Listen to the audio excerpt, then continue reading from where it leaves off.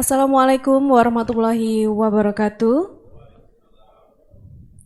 A very good morning. Welcome to the Skakala Resort Bali for the opening ceremony of the FILKOM Conference 2023, which is consisted of the 8th International Conference on Sustainable Information Engineering and Technology 2023 and Seminar Nasional Teknologi dan Rekayasa Informasi 2023. We would like to convey our very warm welcome to the Dean of Faculty of Computer Science, Universitas Brawijaya, Professor Wayan Firdaus Mahmudi, the Chair of SIET SENTRIN 2023, Dr. Edita Rosana Widasari, our excellent keynote speakers, Associate Professor Ivan Lee from University of South Australia, Professor Keiko Okawa from Keio University, Japan, Professor Riri Fitrisari from University of Indonesia, distinguished participants, ladies and gentlemen, both who are present here in Bali and online.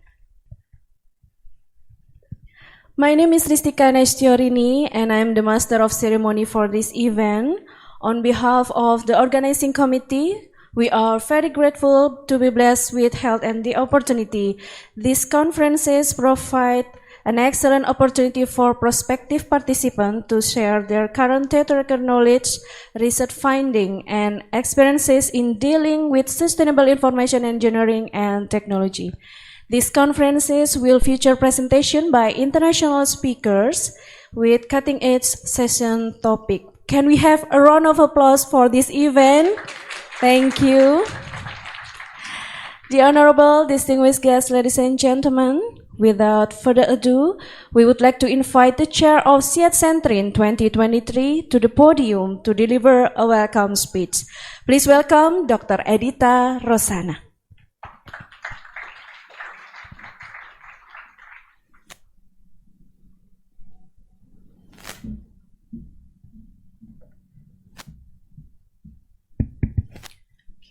Assalamualaikum warahmatullahi wabarakatuh.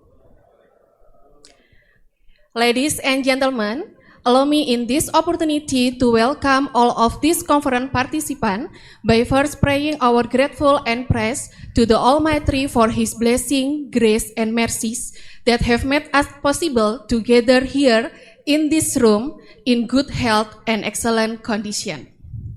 We are honored to have in our midst the distinguished Dean of the Faculty of Computer Science, Universitas Brawijaya, our keynote speaker, including Professor Ivan Lee from University of South Australia, Professor Keiko Okawa from Keio University, Japan, and Professor Riri Fitrisari from the University of Indonesia. We are also pleased to welcome all the distinguished guests and participants of the 8th International Conference on Sustainable Information Engineering and Technology, or SIET, held in conjunction with the Seminar Nasional Teknologi and Rekayasa Informasi, or SENTRIN 2023. So the chair of the SENTRIN 2023 is Dr. Budi Dharma. Could you stand up for us? Okay, thank you, Dr. Budi. The theme for the SIET 2023 is the Empowering Digital Technology Innovation for a Resilient Future, holds the promise of inspiring academia, researchers, practitioners to enhance the synergy among the information technology, address global challenges, foster innovation, and strengthen communication and collaboration in the future.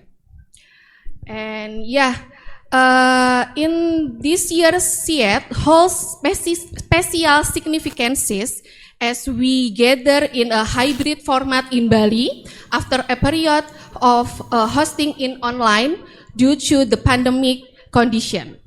And then we are also pleased to inform you that this year we received 2,005 submitted papers from 10 countries, including the Philippines, Japan, Bangladesh, Norway, India, Thailand, Pakistan, Taiwan, Australia, and Indonesia. Out of this, 91 papers have been accepted and registered. On the other hand, SENTRIN received 69 submitted paper with 29 paper being accepted. So we take great pride in the innovation strategy that we have made to the event SIET 2023 possible. The organization of SENTRIN 2023 requires the continuous effort and great support from our conference organizing team members and conference paper reviewers. We would like to thank all individuals who have rendered their support, and then we also like to express our gratitude to all the paper author and registered participant for their stimulating academic contribution to vibrant intellectual exchange at this conference. In conclusion, I extend a warm and heartily welcome to the SIET and SENTRIN 2023. May this conference be a source of inspiration, collaboration, and profound insight for all. Thank you. Wassalamualaikum warahmatullahi wabarakatuh. Salam warahmatullahi wabarakatuh. Thank you, Ms. Rosa, for the warm welcome speech. Now, the opening ceremony of FILKOM Conference 2023 commenced by an opening address by Dean of the Faculty of Computer Science, Universitas Brawijaya. Please be invited to the podium, Professor Wayan Firdaus Mahmudi.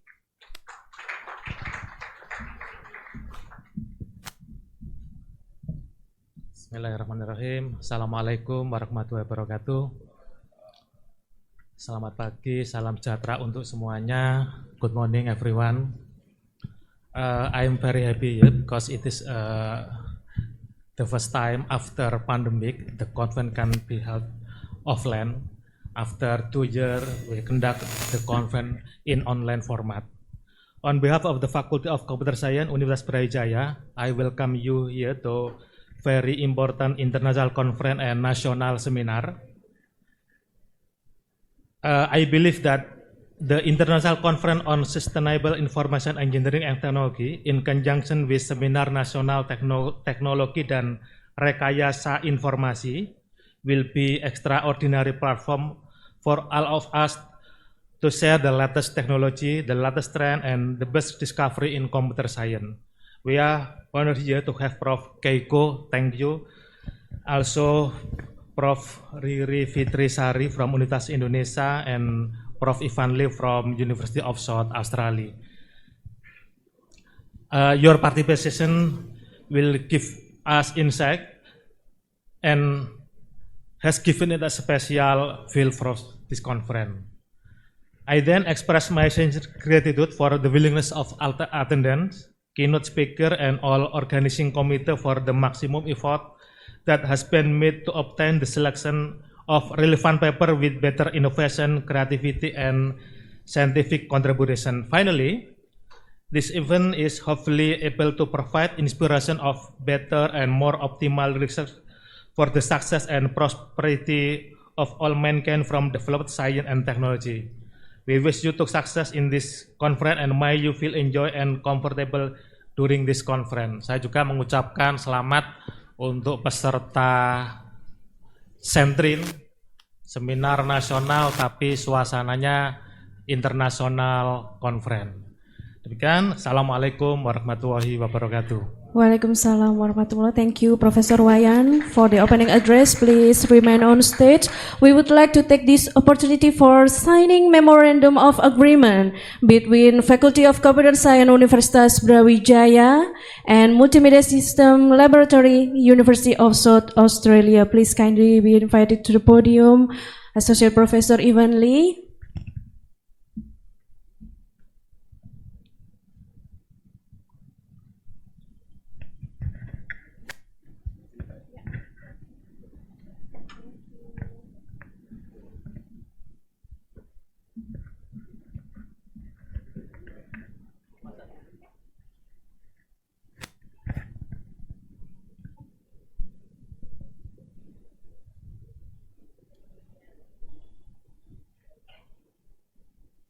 As we can see, the agreement has been signed. Let's give applause.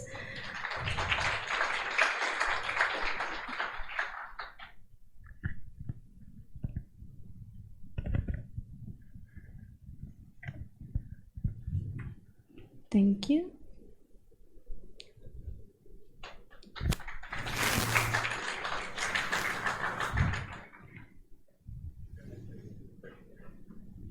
Okay, please remain on stage. We will continue for photo group session. Professor, please stay a while. Yes, in here. Please kindly be invited. Bapak Herman, all the keynote speakers, Professor Keiko, Pak Abbas, Pak Arif, monggo, and the chair of SIET SENTRIN, Ibu Rosa, dan juga Bapak Budi. Kami persilakan untuk berfoto bersama terlebih dahulu.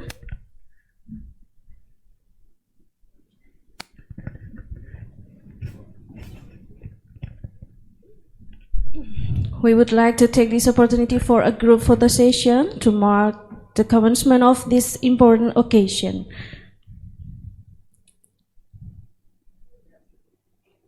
Okay, pay attention to the camera, give your best smile. Nice, time's up. Thumbs up, yes. Thank you, please move in here so the cameraman can take the picture from the stage. Silakan Bapak, kita akan foto sekali lagi dari atas panggung. Iya. Ya.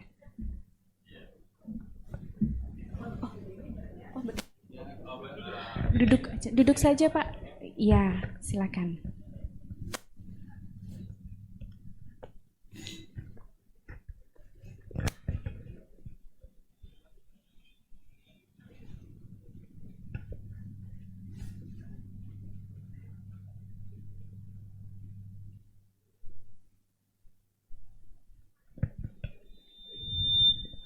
Thank you. Let's give applause.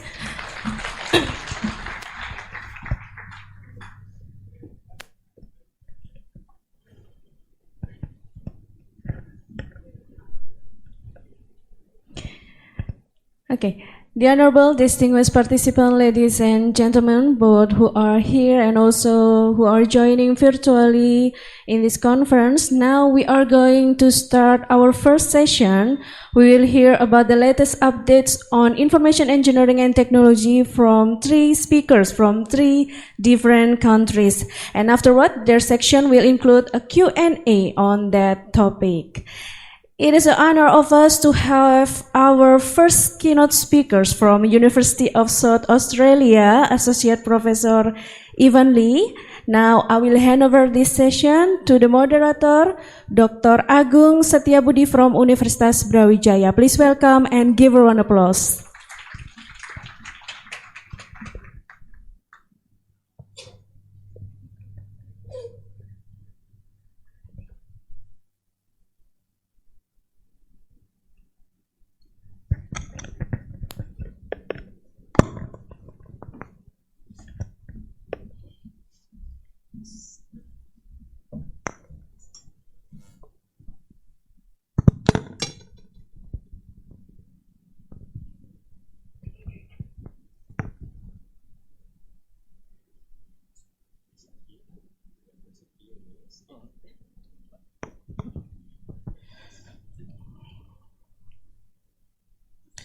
Good morning, ladies and gentlemen. Welcome to the first keynote session of this conference. Let me introduce myself. My name is Agung Setiabudi from Universitas Brawijaya. Today I'm honored to be your moderator in this keynote session. Our keynote presentation will be delivered by Associate Professor Ivan Lee from University of South Australia. Good morning, Ivan. Thank you very much for having you in this conference. Okay, before we have the presentation, let me take a moment for acquainting you with this curriculum vitae. Ivan Lee is an associate professor at STEM, University of South Australia, and REDI fellow in 2022-2023. He received a bachelor, master, and PhD degree from the University of Sydney, Australia. He was a software development engineer at Cisco System, a software engineer at Remotech Corporation, and an assistant professor at Ryerson University. His research interests include intelligent sensor, multimedia system, and data analytics. He has served as chief investigator of 28 funded projects, include 4 national competitive grants in Australia and in Canada. And his research findings have been disseminated in over 150 peer-review publications, including IEEE transaction on image processing, IEEE transaction on multimedia, IEEE transaction on circuit and system for video technology, IEEE transaction on neural network and learning system, IEEE transaction on industrial informatics and advanced functional material. He was a recipient of the Vannevar Bush Best Paper Honorable Mention of 2020, joined a conference on digital libraries, the Lockheed Martin Best Paper Award of 2015, SPEI Defense and Security and Automatic Target Recognition 25, and the Best Paper Award of 2007 Pacific Ring Conference and Multimedia. Okay, today in this conference we will have, in this conference he will share with us his expertise. The title of the presentation is Intelligent Sensor and Multimedia System for Food Science and Agriculture Technology. Okay, this session consists of presentation session and question and answer. The presentation time is not more than 30 minutes. And we have 5 minutes for question and answer. Okay, it is my pleasure to welcome Ivan to the podium. Okay, Ivan, time is yours.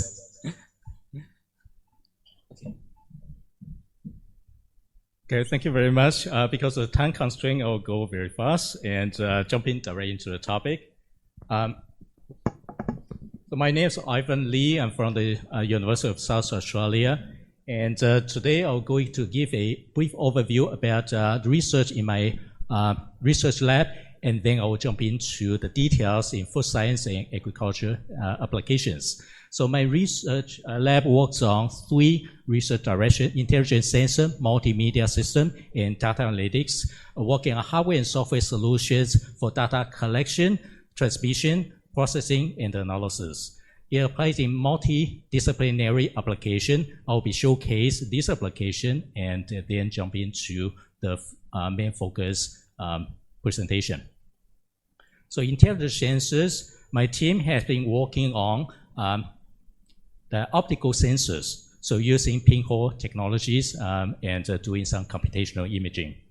We're also working on some optical laser eye treatment devices, so for glaucoma treatment. For this project, we also developed flat lens using that submicron 3D printing technology. And I'm working with civil engineering to develop different materials, so that on the left-hand side, working with mechanical engineers to develop graphene-based strength sensor. On the right-hand side, working with cement experts to put carbon fiber into cement so that it can be performing as a self-sensing concrete. So after using those sensors, our task is looking at transmitting and processing the data. So multimedia system, we're starting from working on distributed network communication for peer-to-peer streaming, for that video transmission, and also wireless sensor networks. Moving on to other application, we're working on multi-object tracking for medical application to diagnose cystic fibrosis. Working on agricultural application, tracking snails and slugs, which I will be giving further insight later today. And we're also working on defense application for real-time tracking and also 360 vision. For agricultural application, that we have some exposure of using synchrotron and for getting the city imaging and analyzing the micronutrient distribution of wheat. And on the right-hand side, we're also working on analyzing or grading the quality of elements. And for these 2 projects, I will also give a further insight later. My lab also works on robotics, that with robots flying on the air, moving on the ground, and going underwater. We work with South Australia's Medical Institute, looking at using robots to help calibrating pipettes. We are using robotics vision to help predict the forecasting of tomato productions. How many kilos will be produced next week, for example. We're also using underwater vision to recognizing and count fish. Well, many of the projects that I mentioned before utilize machine learning. My team has been looking into how to reduce the size of the machine learning model and then how to interpret the results. Okay, so we're looking into the saliency model to see whether the attention matches what the human sees in the picture. And so with that, if we want to running on a small device, how do we effectively using knowledge distillation to reduce the model size? And we're using explainable AI to, instead of treating the model as a black box, we want to identify whether the teacher model and student model matches what the human thinks. Okay, so that's a brief overview of what we do in our lab, and we'll be jumping into the technologies in food science and ag tech. So by starting from working on this topic, let's ask computer what they think about food. So I'm using AIGC technology called FILKOM running on our server to ask the machine what are the best food in Bali. Okay, so this is the interface that I'm using. I will just pick a few examples, what I find. So I prepared myself before come to Bali and want to find out what's the food. Okay, yes, it generates a lot of a great, nice looking restaurant scene on the top left-hand side. So with this, I saw a drink that with some strange-shaped straw. Okay, now after I arrived yesterday, I found that it could be lemongrass. But then this lemongrass seems to be floating on top of the glass. What kind of magic? Okay, so then I look into another picture. Okay, the lady that having a lot of dishes and a lot of drink. Okay, so must be like a great place with a lot of food and a lot of drinks. Okay, and what we talk about that instead of having many dishes, we can have large dishes. I can point it out up in the bottom left corner. Large dishes, even like bigger than the man. Okay, very, very large. Or, okay, instead of like large dish, we can also stack them up. Okay, so two dishes on top of one another. But wait, what if I want to have something on the bottom dish? Difficult. Anyway, these are what the computer thinks about the best food in Bali. Okay, but then this is what we do for research. Well, for AIGC, that will be a different talk. Today, I'll be focusing on analyzing the food. So we're starting from that, looking at almond quality. So almond is a major agricultural export product in South Australia. So this is showing the growing trend of export value. So for our industry partner, they're interested in knowing about what grade this almond belongs to. Okay, so that we're using the Australian standard grading almond into 14 categories. So this is using RGB imaging and applied machine learning to tell with this almond, is it like top premium quality or you have some certain defect using RGB imaging. So we have this objective to start with. We need to make it fast and also accurate. Working with the mechanical engineering colleagues to develop a machine as shown here. So inside the machine, how does that work? So this is what the machine looks like. We have the design on the left-hand side. And we're seeing the almond from both sides. Okay, both sides from top view and bottom view. Okay, so on the right, that is showing that the almonds were feeding onto a rotating plate. Okay, one by one. So we're analyzing each almond one by one. So grade into the 14 category that we've seen before. So The challenge of working on this is that we have 5 different type of elements to analyze. So they come with a different color. So one small challenge that we need to address is to unify the color. So we're working on the element color index to unify the color before performing the machine learning classification. And with the classification result, this is what we observe. Our system achieve, in general, more than 95% of accuracy. And this is surpassed that the initial goal from the industry partner. Initially, they were asking for 80%, 85%, later 90%, but we beat their estimates. So we talk about that grading different elements, but then this is pretty standard. There are off-the-shelf products available on market. So we did one step further. We analyzing the toxin content, okay, specific aflatoxin. In the traditional aflatoxin analysis for elements, we ground the elements into powder, and then using a system called, or chemical analysis methodology called HPLC. Okay, so this process is slow. We need to pick up the sample, send to a laboratory for the analysis.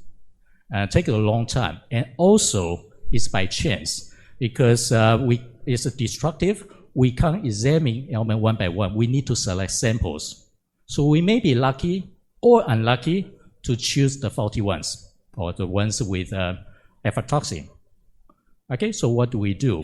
We look into imaging solutions. So firstly, we're using ultraviolet light, okay, so to look at fluorescence pattern to see whether we can detect aflatoxin. So on this slide, right-hand side, that with the fluorescence lights, that we've seen that these ones are purposely injected with aflatoxin. We can see that clearly. However, also on this slide, with element with the skin on, okay, that we can't see a clear differentiation. Okay, so this only works for the elements with we can see the meat, but not with the skin on. So looking into different spectrum. Okay, so we're using a hyperspectral imaging, looking at a different spectrum, identify which spectrum has the more interaction with the aflatoxin. Identify 11 spectrum, and then determine the aflatoxin level. So we set 5 level to detect. So you can see on the bottom right-hand side that the detection that may not clearly differentiate in adjacent class, but then to differentiate very low content of aflatoxin versus very high concentration of aflatoxin, we can clearly differentiate them. Okay, so that's the first topic on the aflatoxin detection and quality inspection of elements. So for the next topic, I would like to share with everyone is about multi-object tracking, multi-object detection and tracking. So this is used for 2 projects, tomato production forecasting and snail and slug tracking. The order of these 2 projects is actually reversed, but however, that they're based on similar technology. So we work with a tomato grower using a greenhouse growing tomato using hydroponics. Okay, so you can see in the greenhouse that with the setup that growing tomato indoor. So what we set up is that putting cameras, putting out their machinery, and then go through each row of tomatoes and then detect the tomato. So one challenge of getting the imaging is that if we get an imaging in an angle, there will be repetition. So we need to align the images in the perpendicular viewpoints and then stitching them together so that we have a panoramic image, and then we can apply object detection. The object detection we use is YOLO V8, and we do the manual labeling on the ripe tomatoes. Okay, and then we do the detection. Now, you might notice that this one is that captured from the surface. Okay, there are many more tomatoes hiding behind the leaves.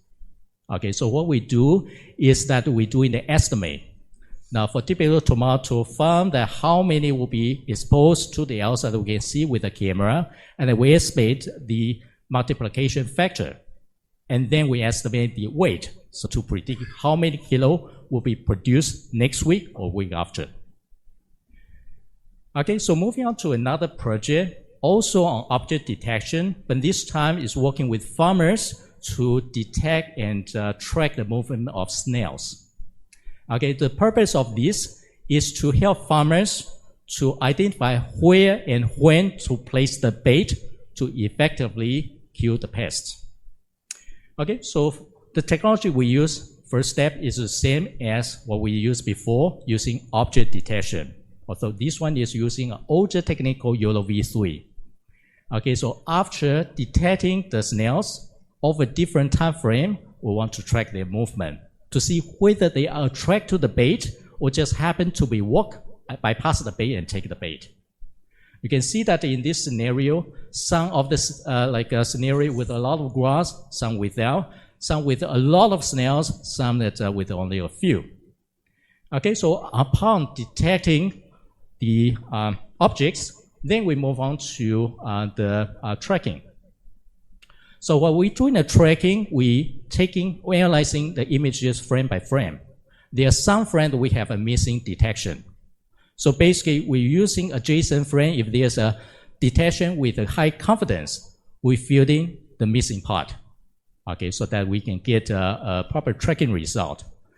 And the tracking result we've seen is showing over here. So on the left-hand side is a 2D imaging visualization. On the right-hand side, we have the ground plane as XY, whereas the time is actually showing as a Z-axis. Okay, so that if we have a straight line up, then basically means that snail is not moving. It's probably dead. Okay, so this is on the snail and slug tracking. Now, moving on to the last project that I want to share with us is synchrotron-based micronutrient and root analysis. So in this project, we're using a facility called synchrotron. Okay, so synchrotron that can be utilized to analyzing the micronutrient using a particular beam light called X-ray forensic microscopy. The concept is basically something we learned from high school. Okay, so that with elements, you have an electron with multiple orbits. Okay, so when the synchrotron beam is a radiated electron, they can knock out the electron inside the atom. Okay, it could be that inner shell or outer shell. When they knock out the electrons in the inner shell, because it has a low energy level, so the outer shell electron will be like filled in the gap. When it fills in the gap, the additional excess energy will be released as light, and that's the fluorescent light. So we measure this fluorescent light to tell what's the energy level, and then what's the proportion of different energy level to tell which atom it is. So this is the fundamental concept about using X-ray forensic to analyzing the content of, or the micronutrient content. So how does this or illustration that looks at? So we can analyzing element by element. So on this slide, I'm showing that on the left-hand side we have zinc, we have iron, and potassium. Okay, so we're analyzing each of these micronutrients, how they distribute on the gram. How does this differ to the traditional approach? Okay, the traditional approach is using a technology called ICP-MS. So basically a mass spectrum, mass spectrometer. And how they work is similar to HPLC. Firstly, we need to ground the wheat into powder. And then it's using that plasma to make it to be a plasma, and then they blow from one end to another. Now, because these elements have weight, So heavier material will be like fall down a bit further or bend it further, whereas light material will be like bend it slightly lower. Okay, so on the other side, on the left-hand side of the bottom slide, so basically the sensor would detecting what's the proportion of element bent at this angle and at different angles, so we tell what's the composition of different micronutrient. So what's the difference between this technology with the synchrotron-based technology? This one, we ground into powder. We don't know where the micronutrients are distributed. Okay, where the micronutrients are distributed. It is, again, a slow process. Okay, we take hours to analyzing a single wheat grain. Whereas for synchrotron, on the previous slide, we showed that we can have an array of wheat grains and then scan through. Okay, but then what we talk about synchrotron is a faster technology, but it has its limitation. And over here, it shows that when we analyze in zinc, okay, so with the synchrotron versus the ICP-MS, okay, the R-square value is 0.7 something. Reasonably okay, not very precise. We still reckon that ICP-MS is probably a better or has a more precise measurement. We want to look into how synchrotron can be improved its algorithm. So while zinc have this relatively high R-square value, if we look at another major micronutrient, iron, okay, the R-square value is very low. Okay. So far, this is still work in progress. That we explain the behavior is like this. When we have those synchrotron electron beams, okay, it's just like sending through in parallel to the grain. Then the grain is not a flat surface. Okay, it has a certain shape. You have more chance of getting the electron beam knocking down towards the surface versus the other side of the grain. Okay, so knowing about the 3D structure of the grain is therefore important. So by knowing that, we can then apply to a certain threshold or multiplication level to tell where or how thick is the wheat at this region to help improving the record.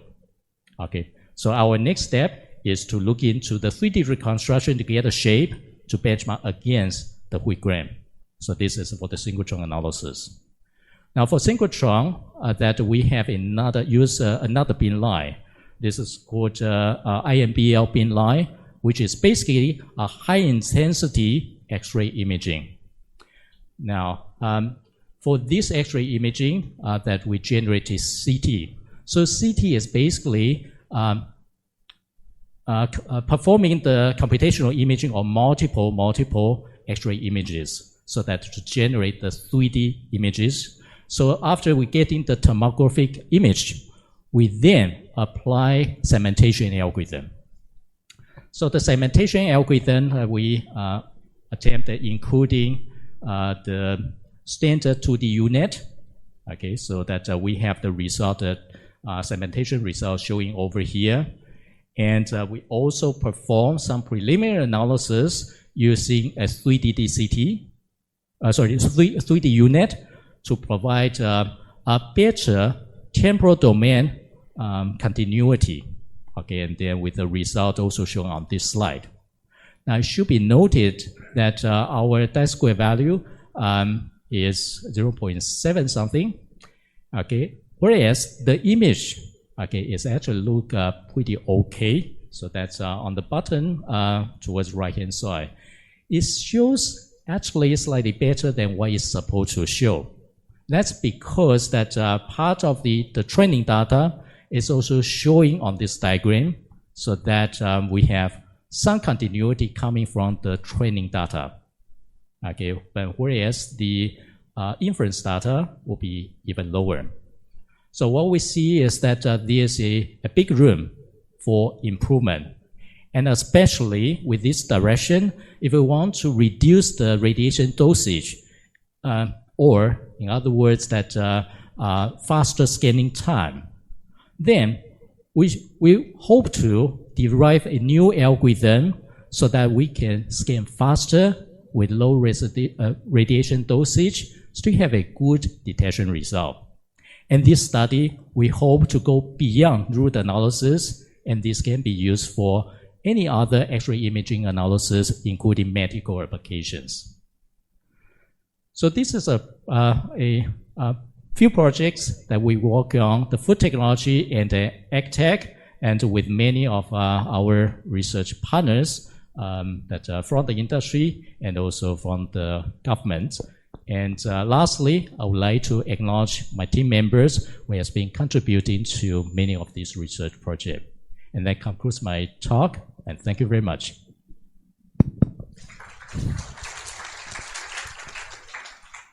Okay, thank you very much, Ivan, for your insightful presentation. Okay, now we are moving to the question and answer session.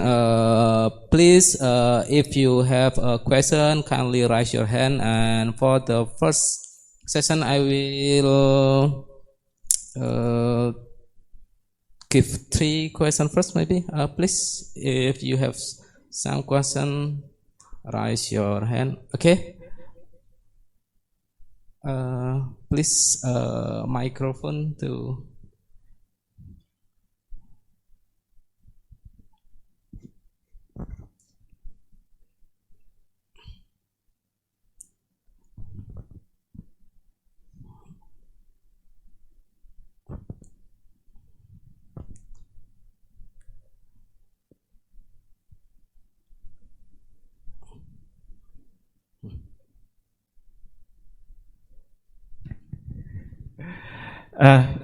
Thank you very much, Professor Ivan Lee. That was a very interesting presentation.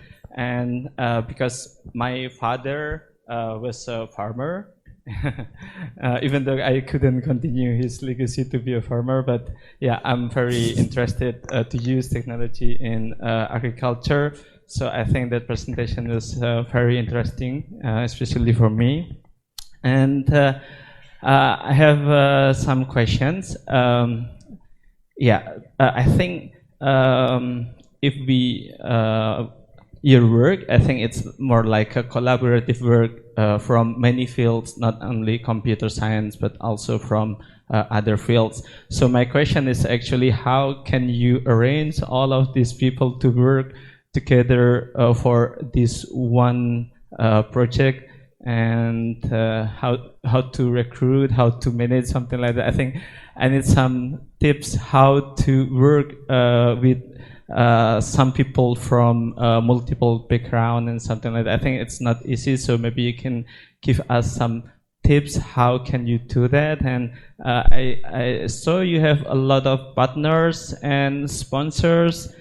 And I think it's also not easy to get some partners and sponsors, something like that. So I think it will be very useful for us to know how did you do that to achieve all of this work.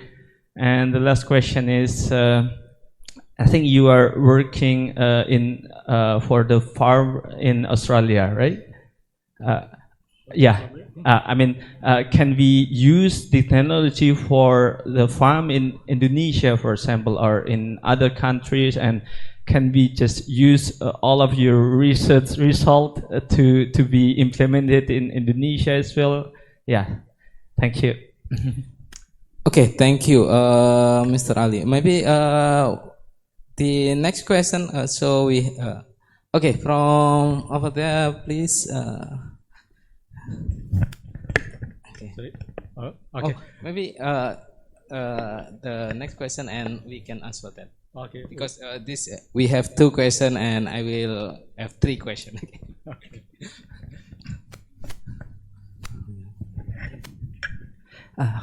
Hello, Professor Lee. Very good morning. I'm Professor Jitendra Madan from IIT Delhi. I have sort of a question, like the whole setup that you have established. Is it for the discrete units, or it is just for a continuous system because if you talk about the food nutrients you're identifying, So you take a sample out of it, or you just can go for continuous system also. If there is some sort of a disparity happening and you suddenly point out, yes, there is a problem. We call it on-site quality checks. Can we utilize that? So are you referring to the synchrotron analysis? Okay. Yeah. Okay, right. Mm-hmm. Okay, yeah, we already have 3 questions. The first question is from Mr. Ali. How can you arrange many people from many disciplines? Maybe first question first. Sure. Okay, interdisciplinary project is something we're proud of. Actually, for computer science, it is a good time that our meeting of technology we develop is a supporting role. And with something that we need to do is outreach to other applications that working with starting from colleagues in the same university looking at the problem together. Fortunately, that machine learning nowadays is a hot topic, still a hot topic nowadays that many interdisciplinary colleagues, they are very keen to give it a try. So that of course you find that that outreaching to them and then getting some preliminary work implemented. And fortunately, machine learning is an embrace of open source, so that if you can reproduce some of those results, bring to the prospective partners, and then that discussing the next step is something that I practicing nowadays. So I utilizing that open source code and data set, get some results, and then outreach. Okay, move to the second question. Can we implement the technology for the agriculture for other country, for instance, Indonesia? Okay, some of the technology that's highly relevant, but then some of them need to have some adaptation. For instance, that the tomato yield forecasting, if hydroponics is also being using in Indonesia, the same technology can be used as it is. Now, some technology I mentioned about may need some adaptation. That's for the root analysis. So the root analysis that we're currently working on is looking at how the roots respond to different soil type and fertilizer. So the soil type, even in Australia, that in different states, we see a bit different behavior. Okay, but then the process can be repeated if we have a wheat grow in Indonesia, and then using a synchrotron, and there are multiple synchrotrons around the world. Close to Indonesia, probably there's one in Singapore and there's one in Thailand. So synchrotron is a technology that embraces international collaboration, so that for Indonesian researchers can also apply for the access bin time from international synchrotron, including Australia. Okay, so some of this study that might need to have a local data, but then the process can be repeated. Okay, move to the third question related to the synchrotron, like is it discrete or continuous or something? Yeah, what I capture is like that. Yeah. Okay. For that project, I can give a little bit more background. For that project, that we work with the industry partner, Daily Farmer, who is one of the biggest retail chain store for making bread. So what they want to know is about the micronutrient, or what's the ingredients in the wheat. So that when we doing the scanning, it's not like the almond project that we need to scan every single wheat grain. They want to see that if they're doing some different growing strategy or using different fertilizer, whether that the whole lot have improvement in the concentration of zinc, for example. Okay, so that in that case, that we only need to scan a few hundred wheat samples. So with synchrotron, that each of the plate that we can hold around about 60 samples, so that we do multiple scans, then they will be able to tell in this new process what's the change in the micronutrient content. Yeah. So therefore, this is unlike to the element project that we need to scan every single element. If there's a aflatoxin content, then that's not healthy for consume. Okay, so that's a bit of the difference between those two projects. Okay, thank you, Ivan. Okay, maybe we still have time. So if you have any question, please raise your hand. Okay, please. Okay.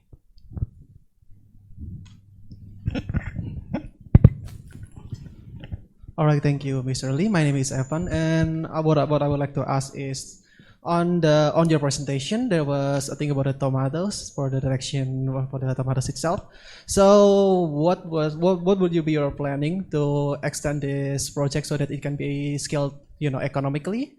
Because as I can see there, the method to capture the entire tomato plantation itself, it seems to be automated. So there's need to be some infrastructure that's gonna be, economically a little bit expensive, I would assume. So how would you plan to actually scale this so that more people can actually use this technology for their farm? And of course, and I can also see on the presentation itself is that I assume that you're only testing on a single column. So how would the the direction itself would work on a multiple column, tomato plantation so that it can actually count the tomato itself accurately? Because I also see that there are some gaps that you can see on the behind. So how is it going to be in terms of its accuracy if there are some more columns behind it? So there are multiple columns that it has to be detecting. Thank you very much. Okay, thank you for the question. And I skipped some of the fine detail, and that's a very good question. Well, we have working with the industry partners. One of the challenges is that multiple columns, so that sometimes we actually see through and then see the next row. And whereas that some simple strategy we did was that basically looking at the size of the tomato. So our camera is positioned next to the current rows of the tomato, and especially our target is to look at the ripe tomato ready to be picked within next week or week after.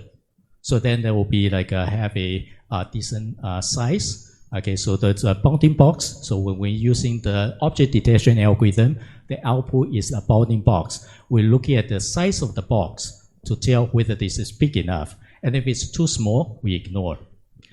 And to another question that you mentioned about that, whether there's a better strategy to improve the precision. So at that time that we're also looking at, this is a short-term project. We're also looking at another possibility, but that we haven't got a chance to move on. While we're looking at the side view, there were a lot of occlusion, so leaf cover up the tomato. Some of the view angle can potentially look better. For example, the bottom-up view. So if we position the camera from the lower and then looking at up, there will be less tomato or less leaf occlusion. Okay, but then the challenge of that is that because we talk about this as a greenhouse, so the roof is transparent. So during the daytime, there's a lot of light. So basically the bottom view looks very dark, which increased the challenge so that that project was not proceeded. Okay, so for that reason. But however, this can also be resolved by running the system overnight and then have the light source, flashlight from the button. When it's dark in the evening and then you have light from the button, should solve that problem. So that's a potential extension work. Another potential extension is using different camera system.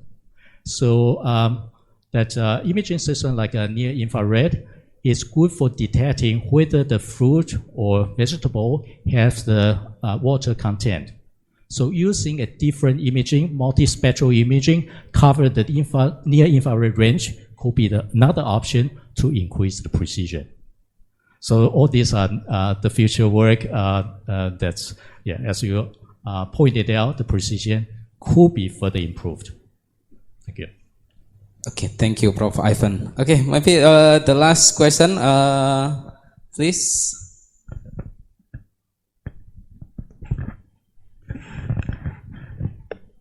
Okay, I think the time is up. Okay, thank you very much, Ivan, for the presentation and also question answer session. Before we end this session, let me extend our gratitude to Ivan Lee for the invaluable contribution in this keynote session. Thank you for all of the participants for the question and the discussion. And lastly, let's give a big applause to Ivan. Thank you very much. Please remain on stage. We will present a token appreciation from Faculty of Computer Science. Yeah, please welcome Professor Wayan Firdaus Mahmudi to present a token appreciation from the Faculty of Computer Science, Universitas Brawijaya.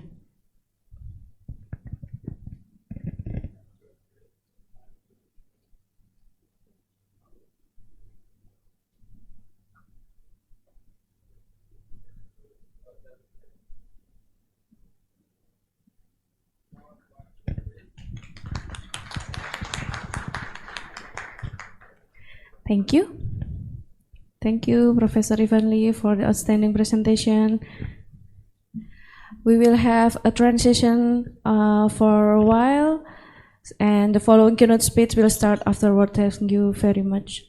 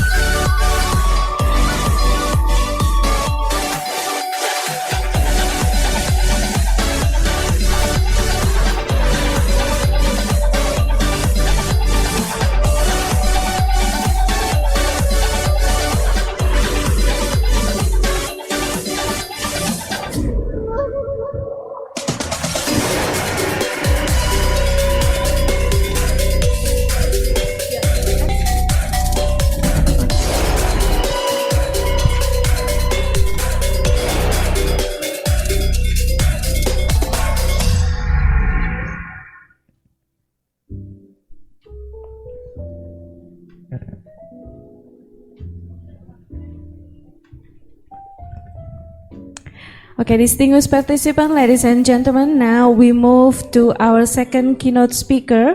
We welcome our keynote speaker, Professor Keiko Okawa from Keio University, Japan. Dr. Ahmad Basuki from Universitas Brawijaya will moderate this session. Please welcome and give a warm applause to Professor Keiko Okawa and Dr. Ahmad Basuki.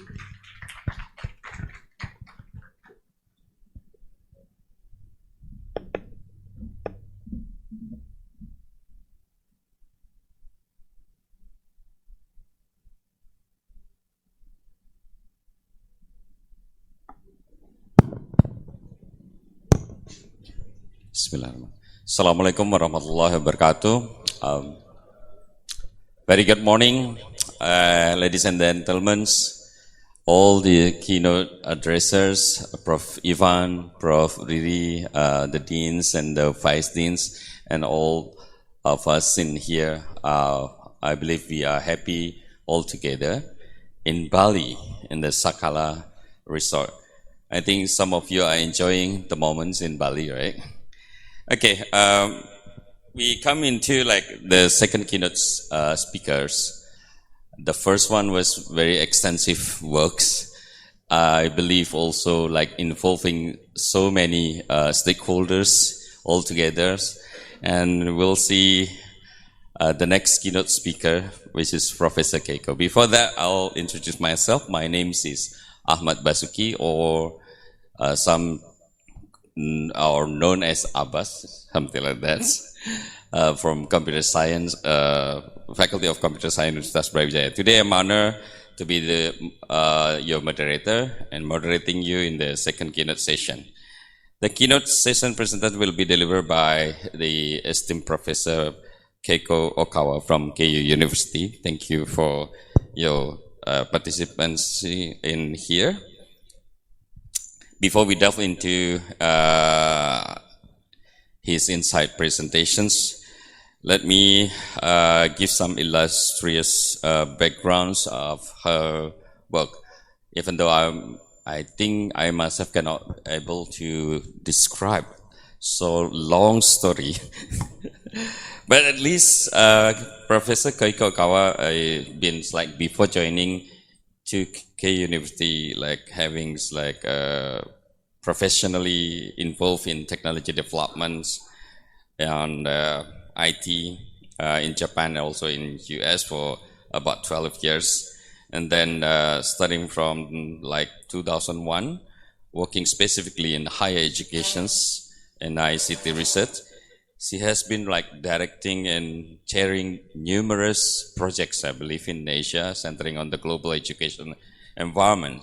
Since then, like continuing to work, as I mentioned, like the other interdisciplinary here is like inter-university educational project throughout the Asia, like for more than 20 years. I believe she will introduce in details later on about her work. And basically it's like establishing an environment where everyone in the world who has the will to study, like lifelong learning kind of things, to enjoy high quality university level education anytime and anywhere. And recognizing her significant and extensive work, she received a prestigious award from K University in 2022 for building global education environment based on the digital communication infrastructure and liberalizations of learning. Recently, Keiko Okawa also have been appointed as a distinguished adjunct professor in at Faculty of Art and Design, Institute of Technology, Bandung, I believe, right? Yes. This year, yeah. And her current research expanded to global education, promoting practical learning activities on for a wide range of age groups, preschool to all members of up to all members of society. She's been serving as a director of online course development at K University. Anyway, among of that are those illustrious backgrounds. Without further ado, I'm pleased to welcome Professor Keiko Okawa to the stage and give the presentation. Thank you. Thank you, Abbas. Thank you. You're welcome.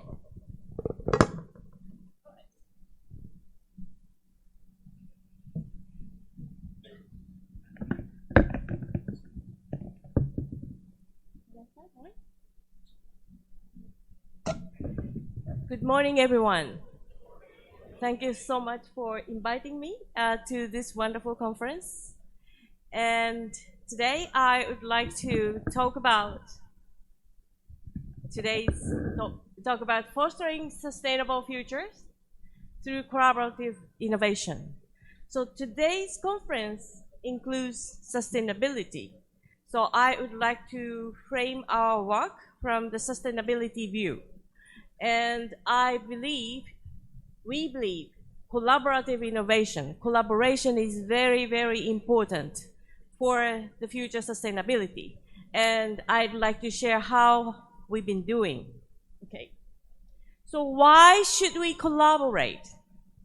So it is a quite simple question, but let me ask some expertise on the sustainability. Klaus Schwab, a very famous economist, started a World Economic Forum where every stakeholders come together in Switzerland and annually discuss many things. So he quote, "We need collaborative solution to complete complex sustainability challenges." It's quite obvious, but the expert in economics stated that collaborative solution is mandatory. Let me introduce another expert. He's Johan Rockstone. Maybe you know better. The scientist, not only economist, scientist says the collaboration is the key for the success, for the sustainability, for the future. So these are the experts in these days, but back in many, many years, Henry Ford also said the collaboration quite important. He quoted very interestingly, "Coming together is the beginning, and keeping together is progress, and working together is success." So I think this is the process that we've been doing in our team. So let me go through our history. Long time ago, once upon a time kind of talk, but let me introduce. So based on those three key quotes, I believe three key elements for the sustainable future for many areas, but we are focusing on very much on cyberspace. And in order to together keep and work, we think it's three key elements we have to emphasize. First, individual ability. Collaboration is not easy. How to collaborate, how to make it successfully done together, it needs ability and skills and passion. So this is something that we have to encourage students and youngsters to collaborate together. And that is community's mission. So community to encourage collaboration is also something that we can implement for the future. And thirdly, in order to collaborate, of course, we need an infrastructure to communicate, collaborate, technology. So those are the three key words that we would like to discuss with you today. So Enterprise Soy Asia is a project, and how we developed a collaborative community. This is a kind of long story, but let me try to make it short. Enterprise is an infrastructure development project started 1996. So Asia is an educational collaborative project started 2001. You can imagine how the internet situation in 1996, it's less than 1% users in population using internet. But now we are in a short word, we are the Asia-wide academic collaborative community for research, internet operation, and education. So 1995, only 0.4% of the population was using internet. We come together as a first step. How can we connect internet among universities in Asia? At that time, there's no fibers, there's no terrestrial infrastructure. So we decided to go with a satellite. The technology can support to aid that period. And then we ask partners work together to create the first satellite-based internet in this area for the university. And one of the first university partners is in this country, ITB. And of course, Thailand AIT, and more partners come together. So coming together is our first stage, starting from 1995. And by 2000, we got many partners together working, and utilizing satellite for the internet is something that we really difficult at that time. So this is a research project and research together, but living on internet to share something. So we realized maybe we can utilize this network community platform to education. How can we share knowledge among universities in Asia via the internet? This is another dream and question to our team. And then we look around the technology, and we found out there is a very interesting technology called unidirectional link routing in our research team.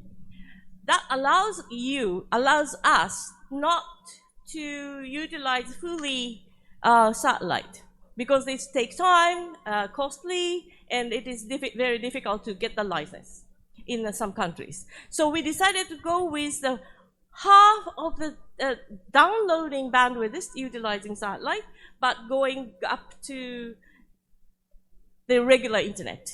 So regular internet can be one of the paths, and satellite becomes one of the paths.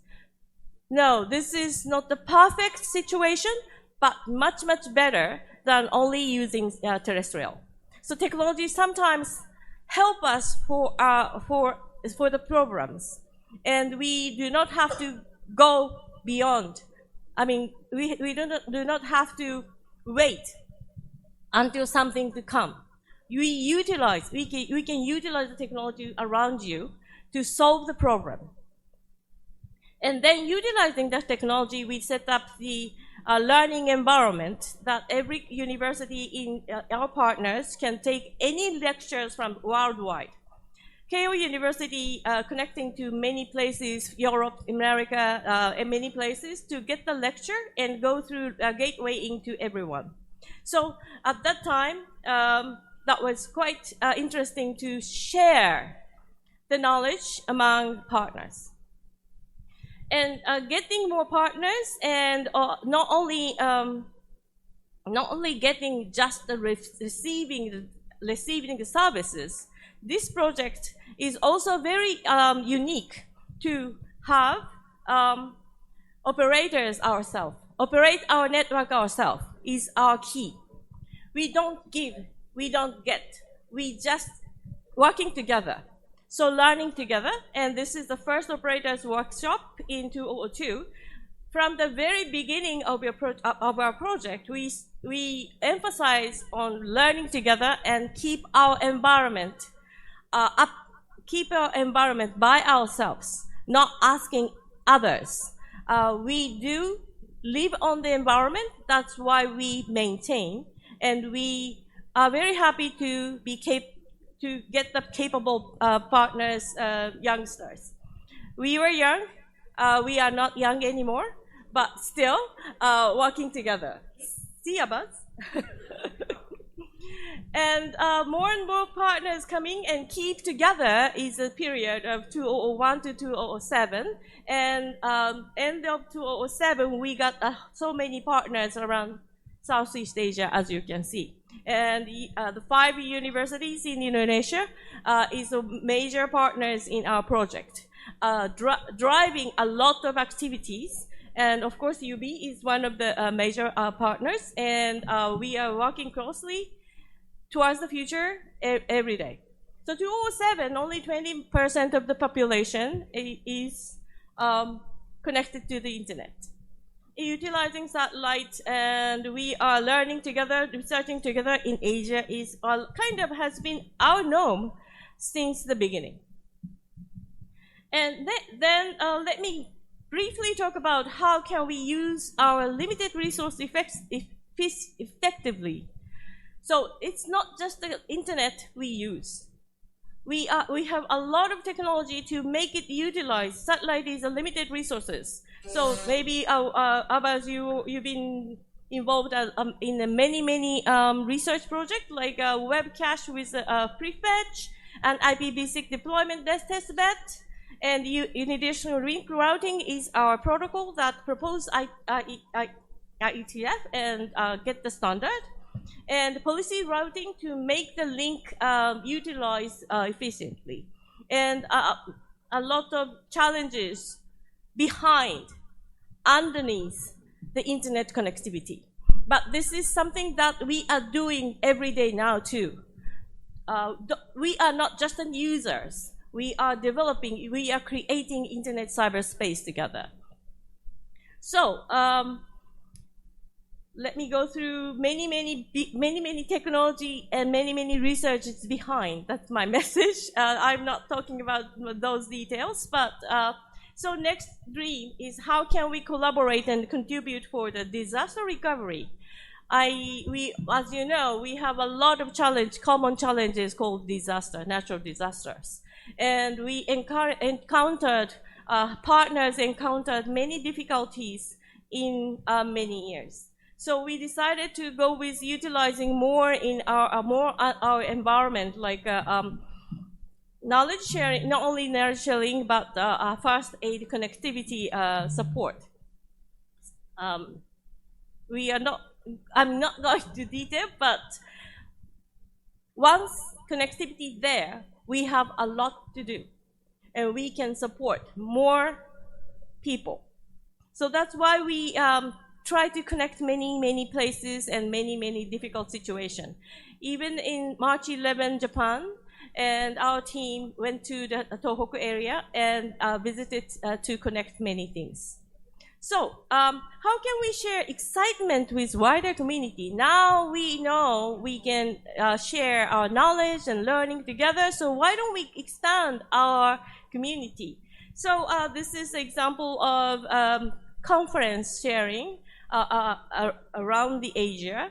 And we operated not only Asia, but collaborated with other research and education network to deliver our knowledge and excitement. And this is a conference held in Kyoto in 2007, and worldwide we distributed our discussion.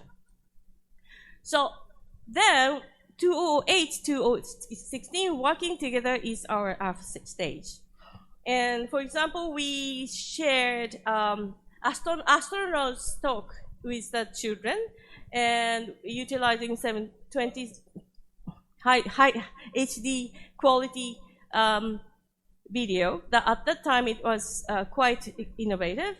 And also we tried to share the eclipse happen in the middle of ocean, and deliver the video and shared with more than 100 children.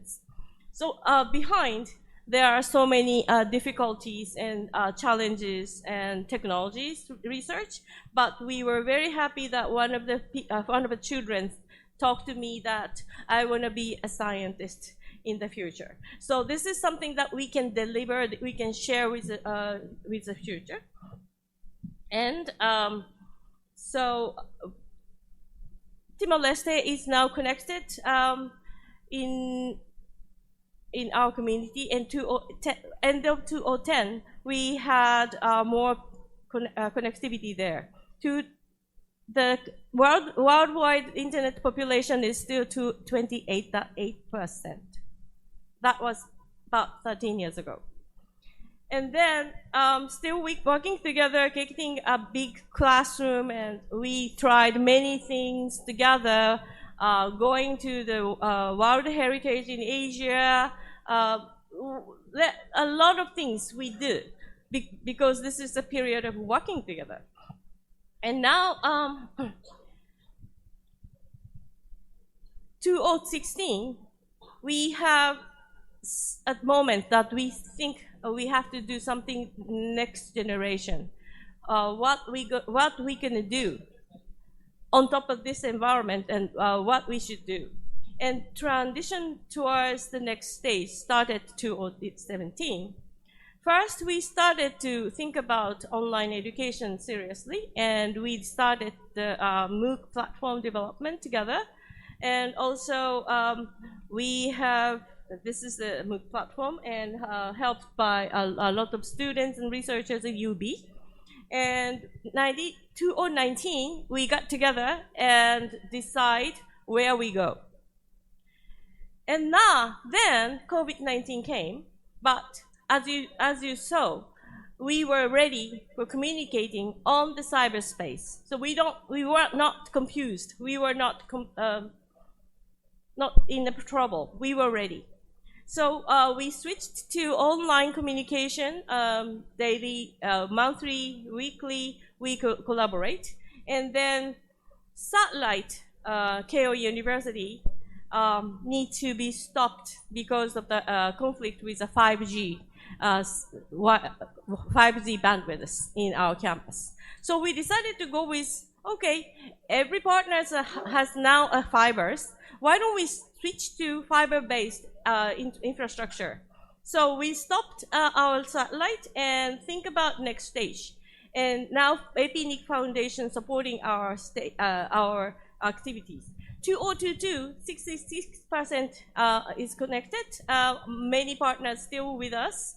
And let me emphasize, the Henry Ford said, coming together is the beginning. Keeping together is progress. Working together is success. But we believe designing together creates the sustainable future. So how can we design sustainable future?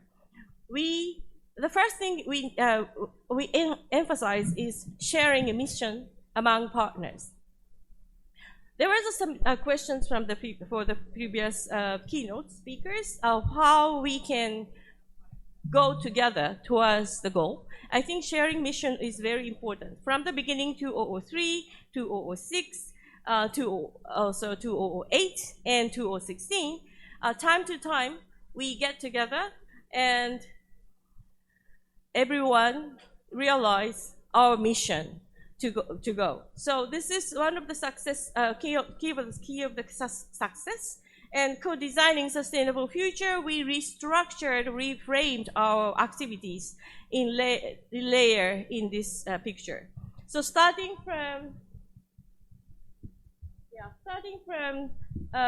the bottom, we have a new infrastructure called Arena Pack and Serena Pack. And let me go from the bottom very quick. And the very basic, we have Arena Pack as a partners, which is connecting some important point in our partners. And maybe we can explain a little bit with this big picture. Not only DOT, but we have 100 gig BPS connectivity from Tokyo, Guam, centered in Guam, Tokyo, Guam, Singapore, Guam, Malan, and Guam, Manila. Right now, 4 lines is up and running. Thank you very much, UB, as hosting our POP. So this is not only us to connect, but through Tokyo, through Guam, through Singapore, this community can connect to worldwide. So 100 gig BPS will be a resource that we can share among community. So this is the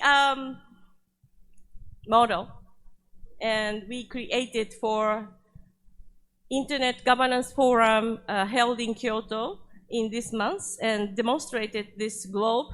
And this gives you how research and education network in Asia Pacific, not only Asia Pacific, but collaborating with other countries.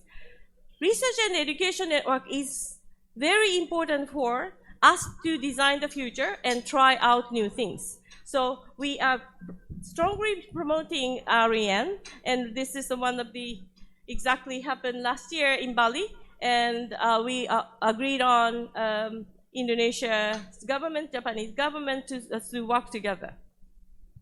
And of course, this is last month, August. In August, we demonstrated how 100 gigabps will help us, help our researchers. So, yeah, we can think about beyond the Earth. We have started some research project called interplanetary internet. Really, there is new challenges for us. So, on top of the platform, we have more layers, but the important layer for us is sharing open science, and also the micro-credential or badging system for identification of the people, so that we can show what we learned. This is how we designed. It's developing right now, and we got some researchers involved in this research. And on top of it, we have 3 major programs. The first one is API, Asia Pacific Internet Engineering Program. This is very important because this infrastructure worldwide and global-wide, someone has to maintain, someone has to advance. So we really need people knowing it and passionate about this network infrastructure. This is a program for the young people, and many partners supporting us to create a very interesting program. We are developing together, and many people are joining this program, utilizing online and offline hybrid mode. Right now, we have more than 1,000 people are joining this online course, but we are very happy to have more hands-on activities called API Camp. And we had a camp in Tokyo, camp in ITB, and we're going to have a camp in Malaysia, and we hope to have a lot of partners to share this curriculum in the future. So, yeah, this is a student number. Right now, we have a lot of partners, students are joining this program.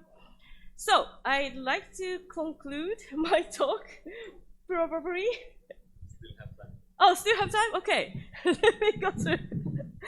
And then this is the API program for fostering young people to be a part of internet development. And middle parts is more like environmental studies and more humanities part, utilizing data collection, data analysis, and storytelling. Even humanity parts, we really need data and data analysis capability.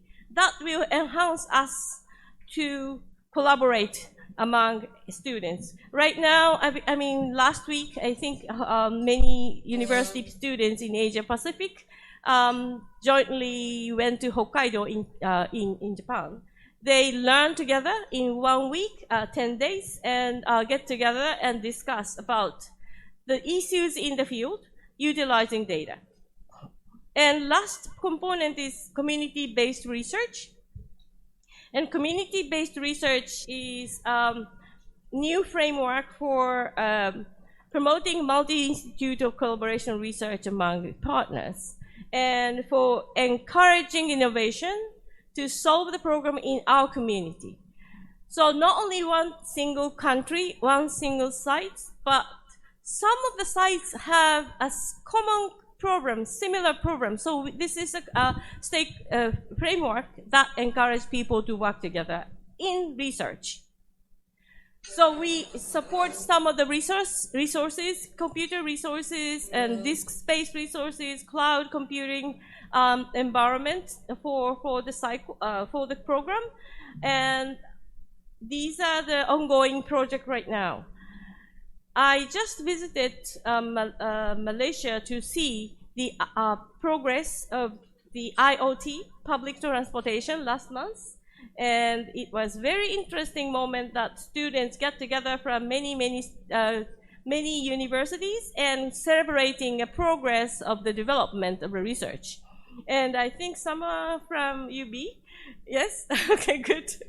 So they get together and proudly presented their projects to us, and this is a kind of one of the success moment that, because we want young people to come into the research and solve the problem in their own field.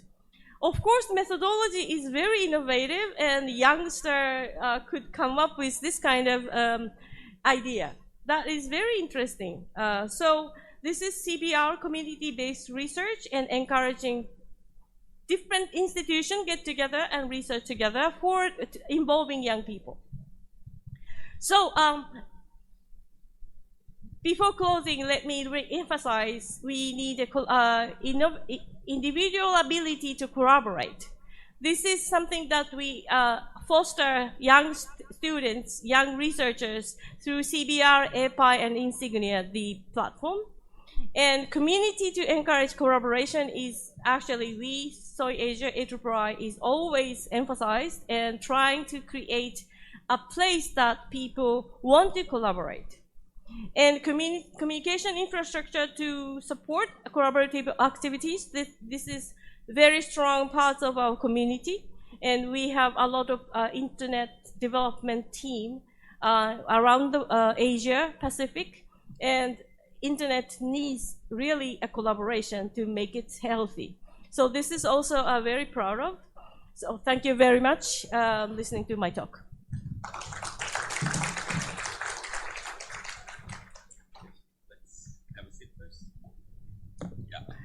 Thank you very much. I think those are very enlightening presentations, but we still have time actually, right?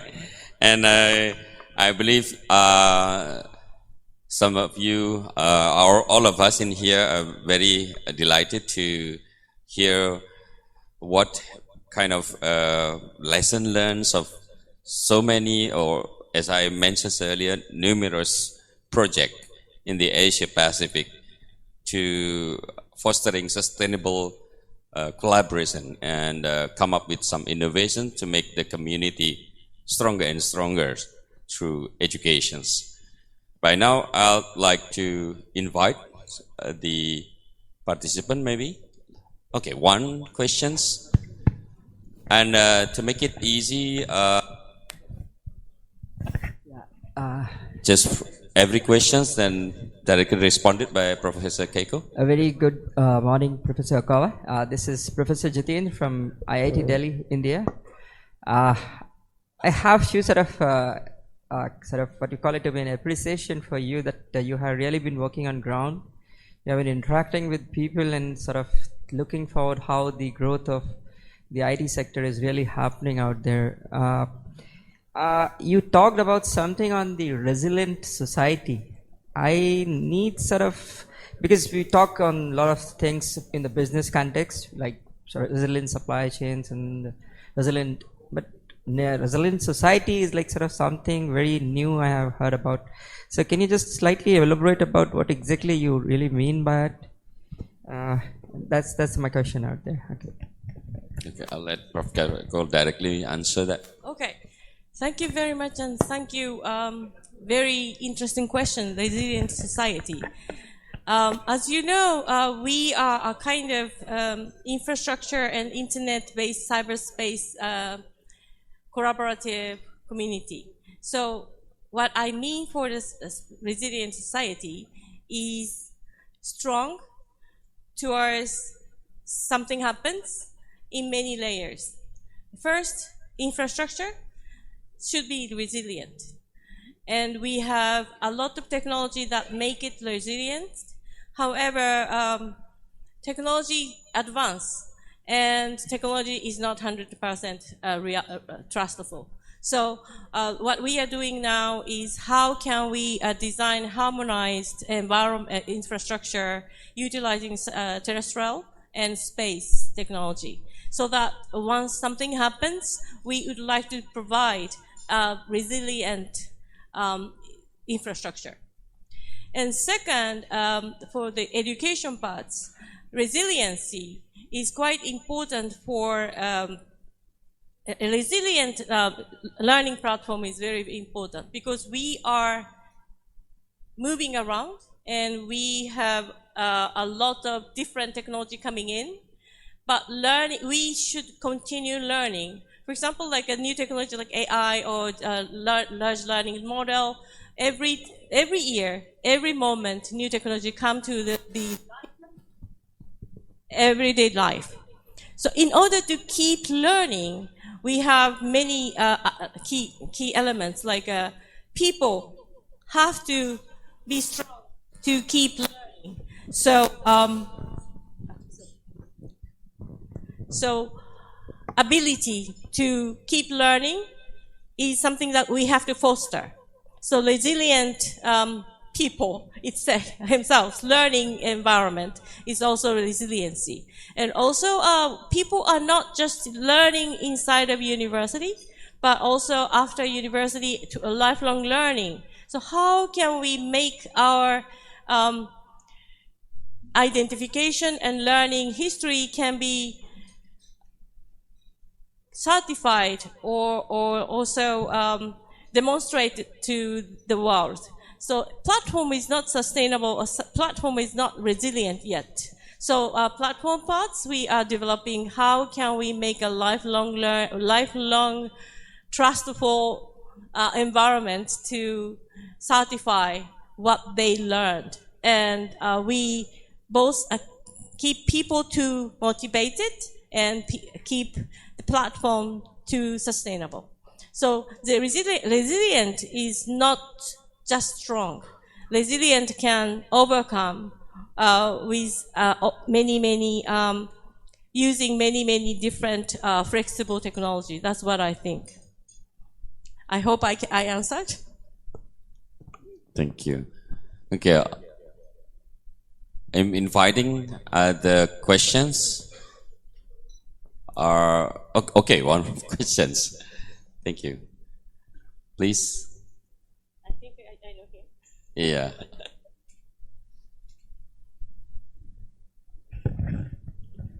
Okay, thank you very much.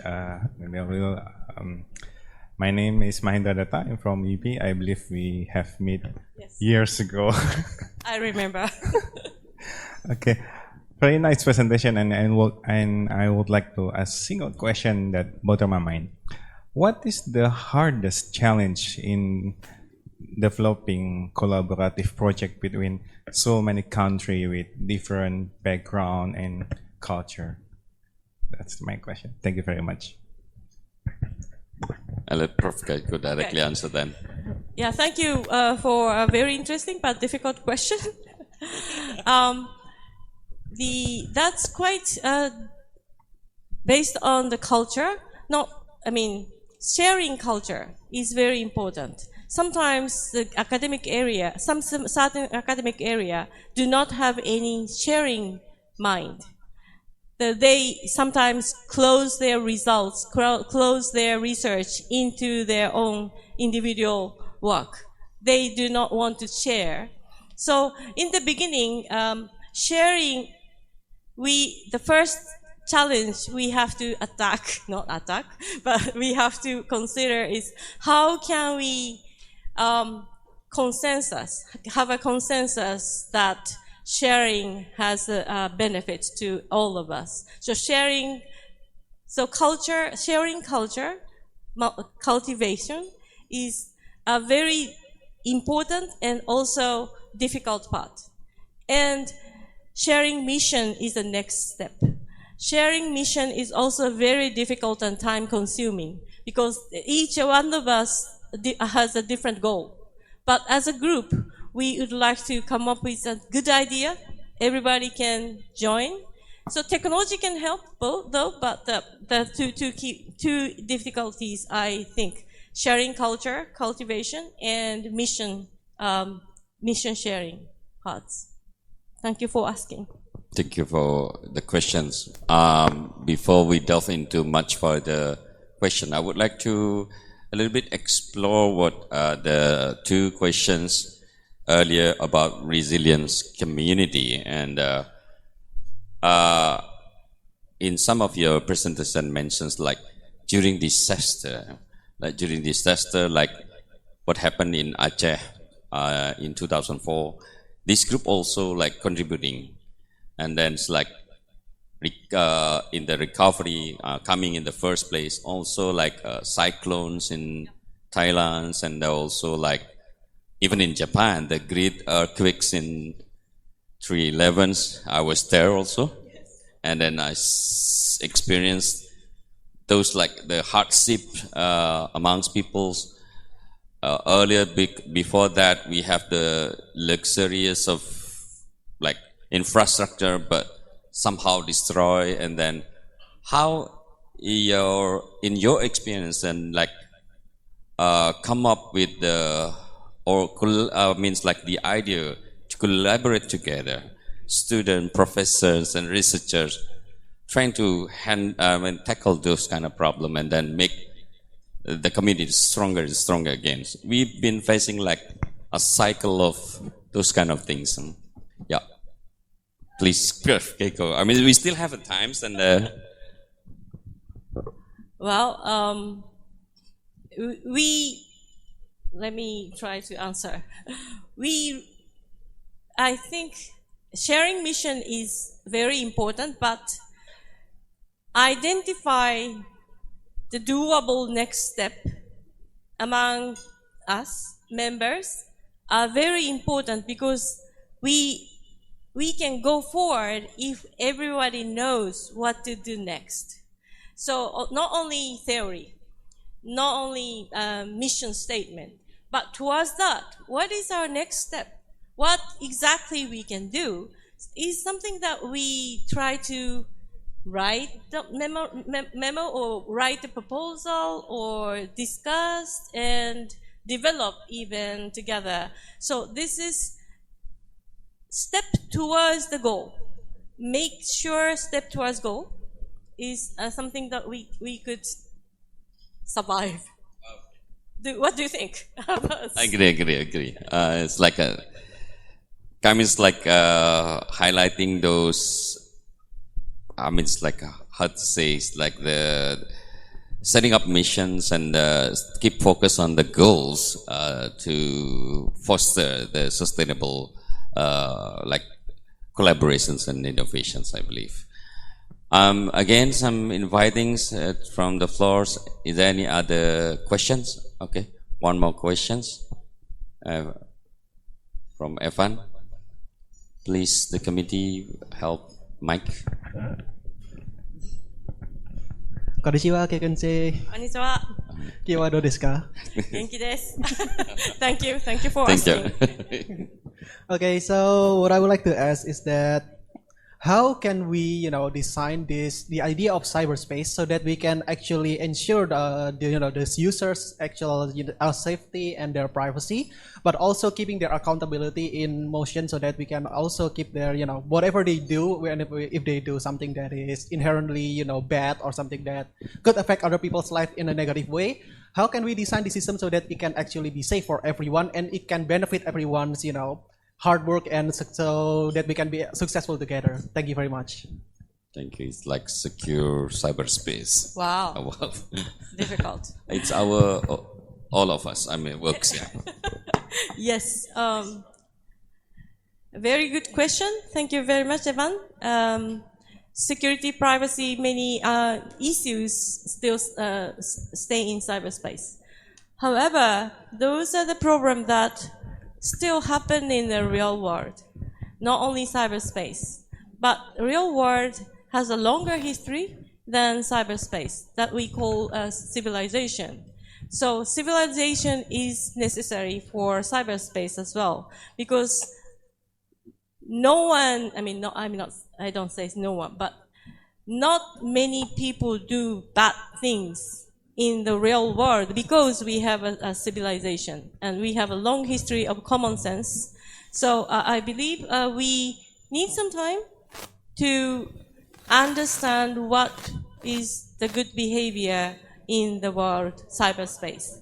But the difficulty is the good or bad. Good behavior, bad behavior are not easy to defined because of different culture are mixed in the cyberspace. We do not know what's the criteria of good and bad because it's different sometimes in occasions. So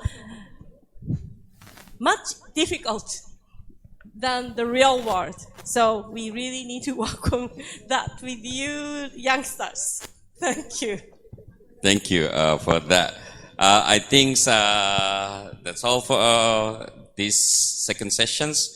As we conclude this momentous session, we extend our deep gratitude to Professor Keiko Okawa for invaluable means like contribution to the society through like research, internet operations, and the development, something like that. And then let's give a big applause to Professor Keiko Okawa.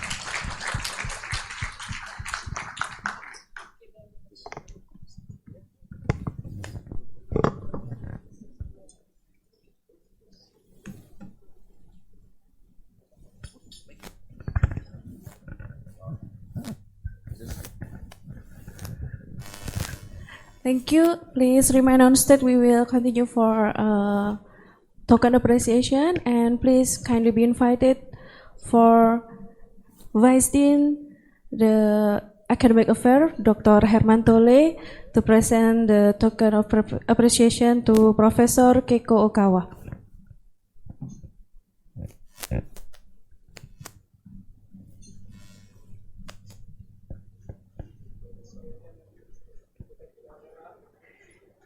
Okay.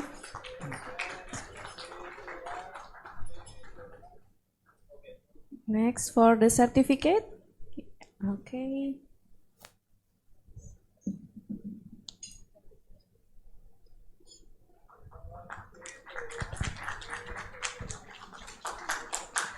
Thank you. One more time we give a round of applause to Professor Keiko Okawa for such an interesting presentation. Thank you, Dr. Abbas.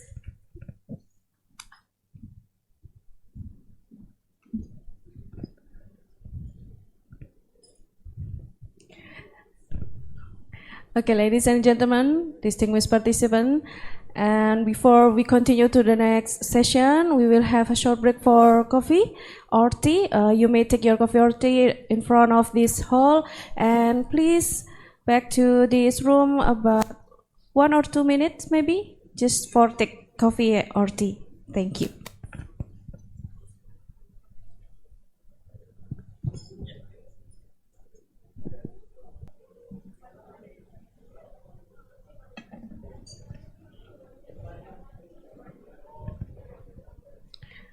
Okay, ladies and gentlemen, welcome to our session. Now we move to the third keynote speaker. We welcome the following keynote speaker, Professor Riri Fitrisari from University of Indonesia. Dr. Herman Tole will moderate this session. Ladies and gentlemen, please welcome and give a warm applause to Professor Riri Fitrisari and Dr. Herman Tole.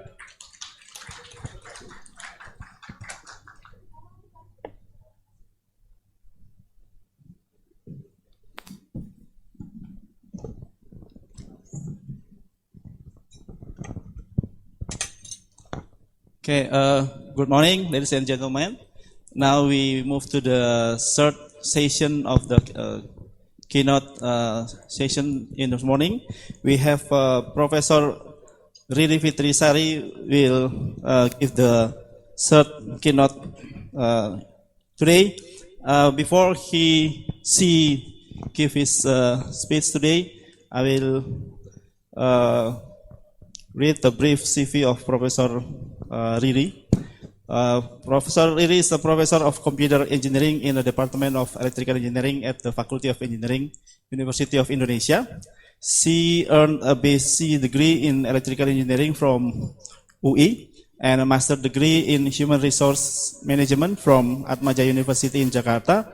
She then completed an MSc in software systems and parallel processing from the Department of Computer Science at the University of Sheffield, UK, and funded by the British Council Chevening Award. She earned a PhD in computer networking from the School of Computing at the University of Leeds, UK. Her PhD research focused on active network-based congestion control protocol. Her primary teaching and research areas currently include computer networking, grid computing, IoT, and blockchain technology. Prof. Riri is a senior member of the Institute for Electronics and Electrical Engineering, IEEE, representing one of only 8% of electrical engineers worldwide. In November 2011, IEEE Region 10 Asia Pacific announced her as the recipient of the IEEE We Most Inspiring Engineer Award, which was presented at the IEEE Region 10 meeting in Kolkata, India. In March 2012, and in 2009, Prof. Riri was named as the most outstanding lecturer at the University of Indonesia. So it's an outstanding keynote speaker today. Her international experience includes study and internship program at the United Nations headquarters in Geneva and New York. She has also been involved in joint research at CERN in Geneva, engineering education training funded by UNESCO in Australia, higher education management training in Japan, JICA, and as an invited speaker in Korea, CASE, and delivered keynote speech particularly on green metric network conferences worldwide. As we know, Prof. Riri is the initiator of the green metric program, and Dr. Riri is a reviewer for various competitive grant schemes from DICTI, and also the National Research and Development Agency, and the Director General of Civil Administration of the Ministry of Home Affairs. And she also gets one of the prestigious award 2022, received the Habibi Prize Award from the government. So we have outstanding keynote. So, Prof. Riri, this time for you to give your speech. Thank you, Pak Tole. Assalamualaikum warahmatullahi wabarakatuh. Good morning, all the distinguished speakers today, Prof. Ivan Lee, Prof. Keiko, Prof. Wayan, the Dean, and Pak Bas, and all participants of SIET, International Conference on Sustainable Information Engineering and Technology. Greeting to all of you. I'm delighted and very humbled to be able to be invited in this very prestigious conference of ACM based. This one, normally we go to IEEE, but this one is ACM. And I'm going to talk about synergizing sustainability in the age of artificial intelligence and blockchain technology. So for your information, actually I've been working on the field of sustainability for the last 14 years, in which we started 14 years ago. We foresee at that time, together with the rector of University of Indonesia, that sustainability will be one of our concern. And at that time, I invited also Prof. Jun Murai, because he was the father of the internet. I was the IT director of University of Indonesia, and I'm working on improving the webometric ranking. And eventually at that time, our rector stated that why don't we start about sustainability. And from then, I've been working and spreading the notion of year-to-year basis achievement in sustainability all over the world. So at the moment, we have 1,050 universities participating in UI Green Metric World University Rankings from 85 countries there.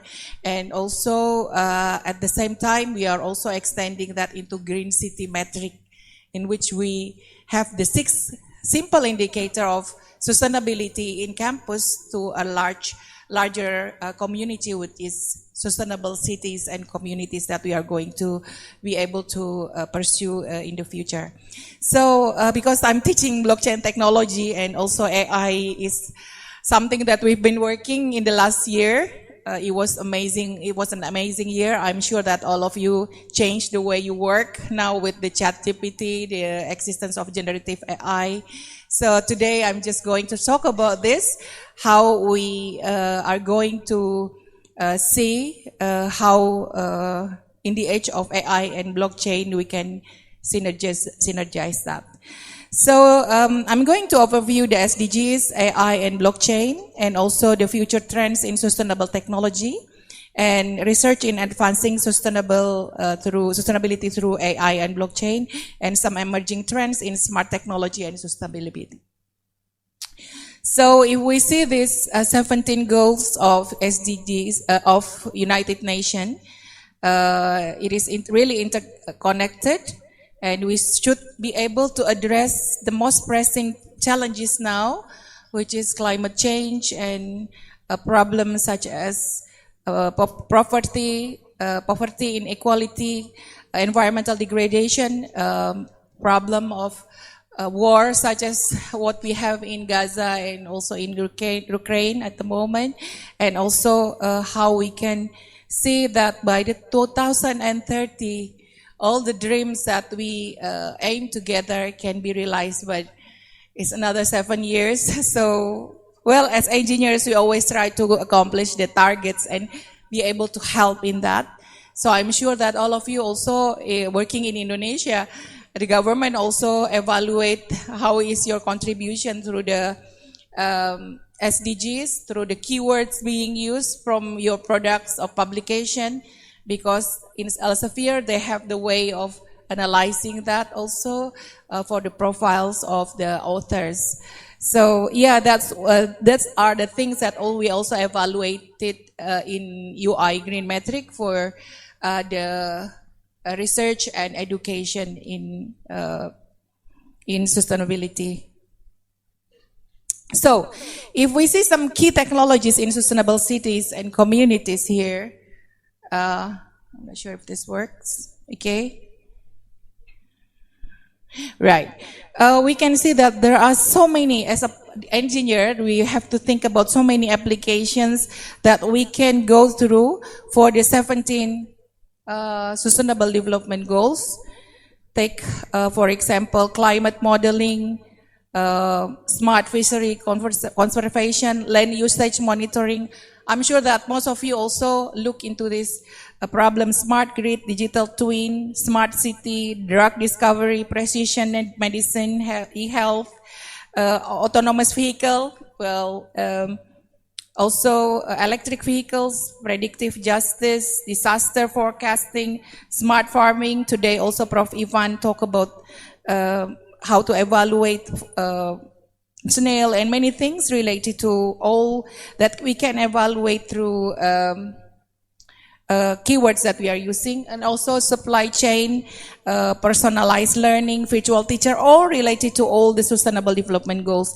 And we can see new words like nudging, you know, or something like big nudging here, decision making, cyber war, slaughter-bot, deep fake and misinformation, citizen scoring happening everywhere because we are all connected and we are all using social media and many things.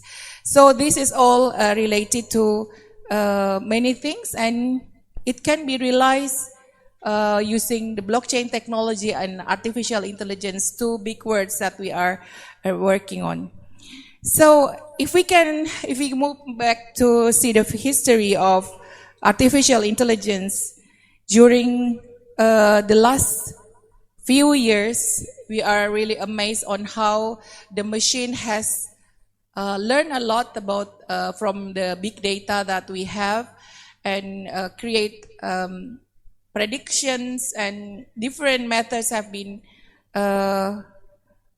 found, and we are all working towards things like large language models such as ChatGPT and generative adversarial network, for example, in 2014 have been introduced. And I know that so many people are using that for different, like last few years ago, I went to the GAN. Anybody from Sumatera Utara, from Toba? No. I've been to Dell, for example. They are using GAN for creating Batak ulos, and different methods for Javanese, batik, and many things that we can really create out of the information that we previously have, and also create the future. Just all of you that already have been using Dell E, for example, or other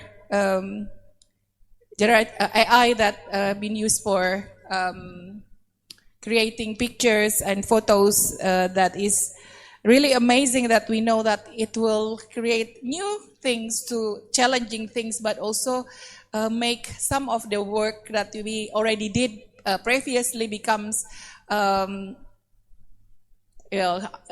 maybe you feel that, we all feel that those things that we normally do we have to create the imagination of what next to do, what is the machine should do in the future.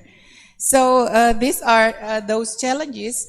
And also at the same time, we have blockchain. Anybody who's normally know that in the future, we foresee that all the intermediary, like for example, banks and all the intermediary in the middle that helps to connect the nodes, the peer-to-peer network, for example, all the intermediary will be eventually disappear, and then we will have direct connection using blockchain technology due to the concern of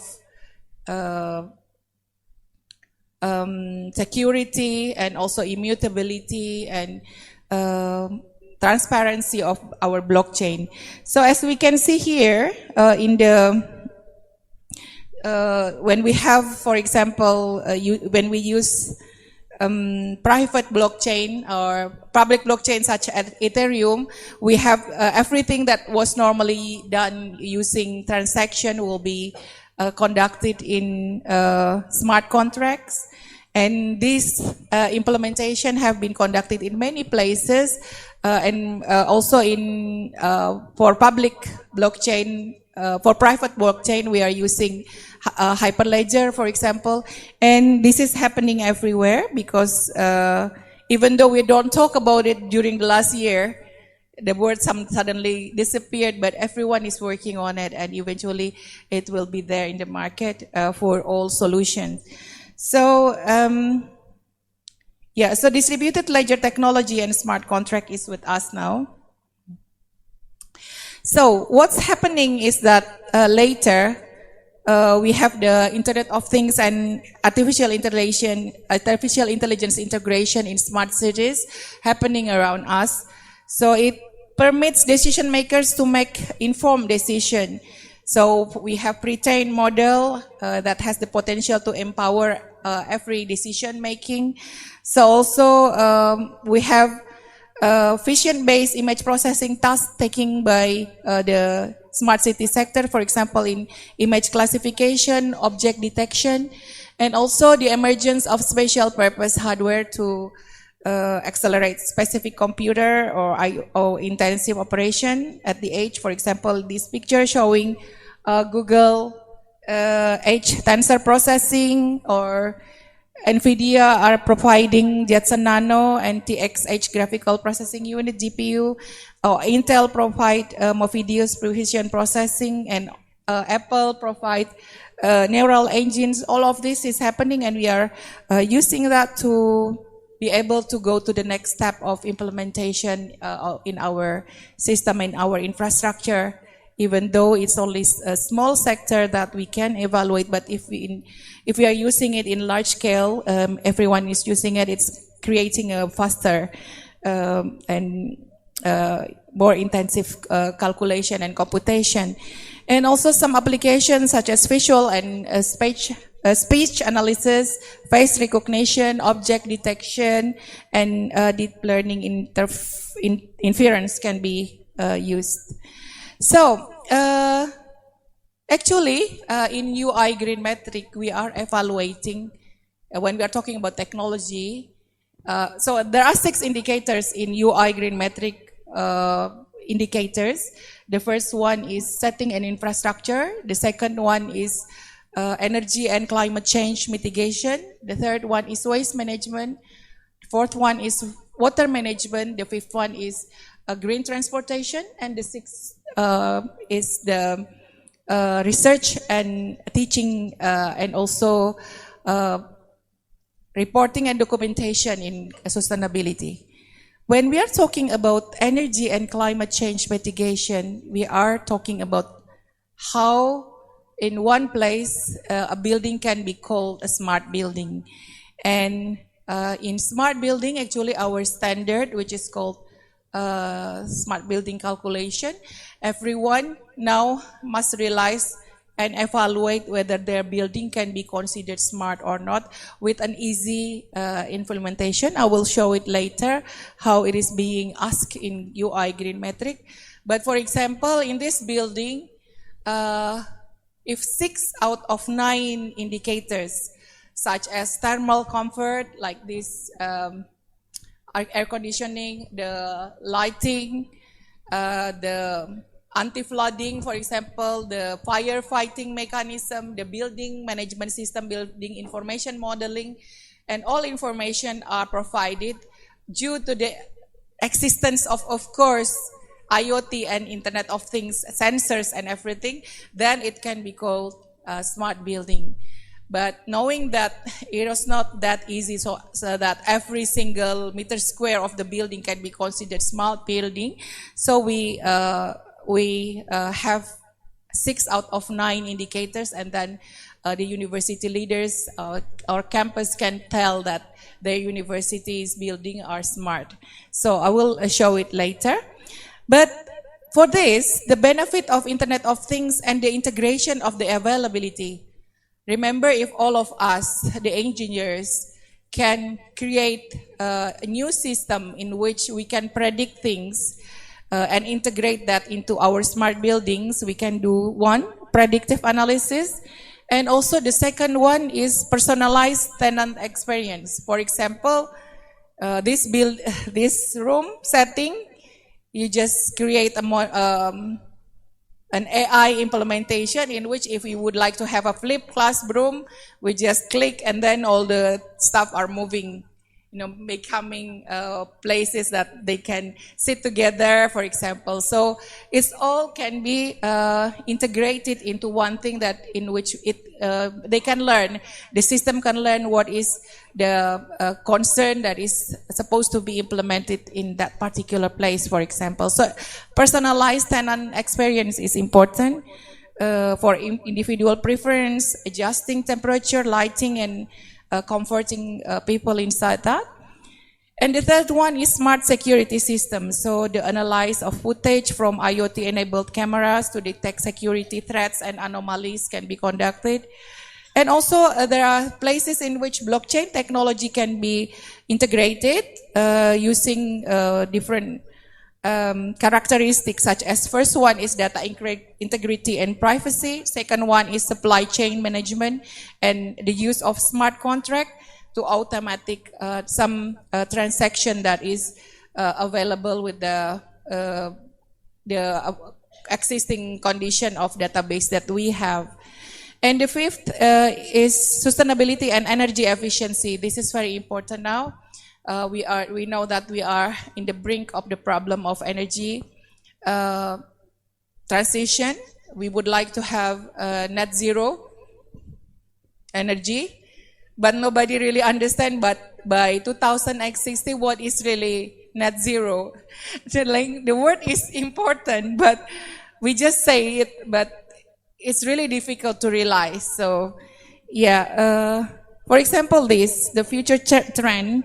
When we have solar panel, wind power, hydropower, geothermal power to replace the black or the coal-based technology, we will be able to create electricity, and the power can be transmitted through the transmission line.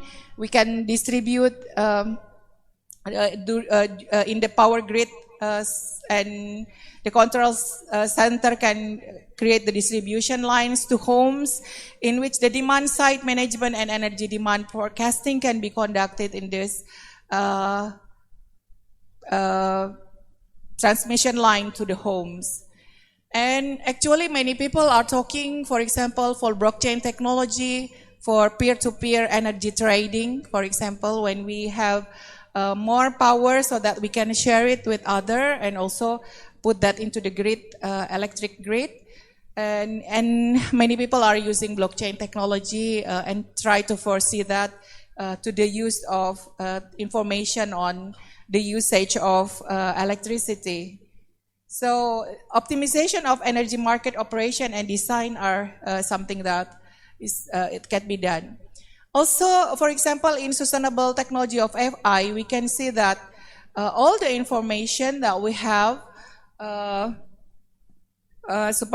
we have this input, raw data, and then short and medium and long-term data that we have, and all the supervisory control and data acquisition can be put into raw data processing modules, and we can put that into the extraction for model training and many machine learning mechanism, deep learning, and artificial intelligence model to apply for different tasks can be used for the techniques to create the sustainable selection of task engine, or we can select the optimal point selection and hyper parameters that we can use, and all the feedback can be integrated so that we eventually have the predictive maintenance control and can put it into data storage and also use that for predictive maintenance.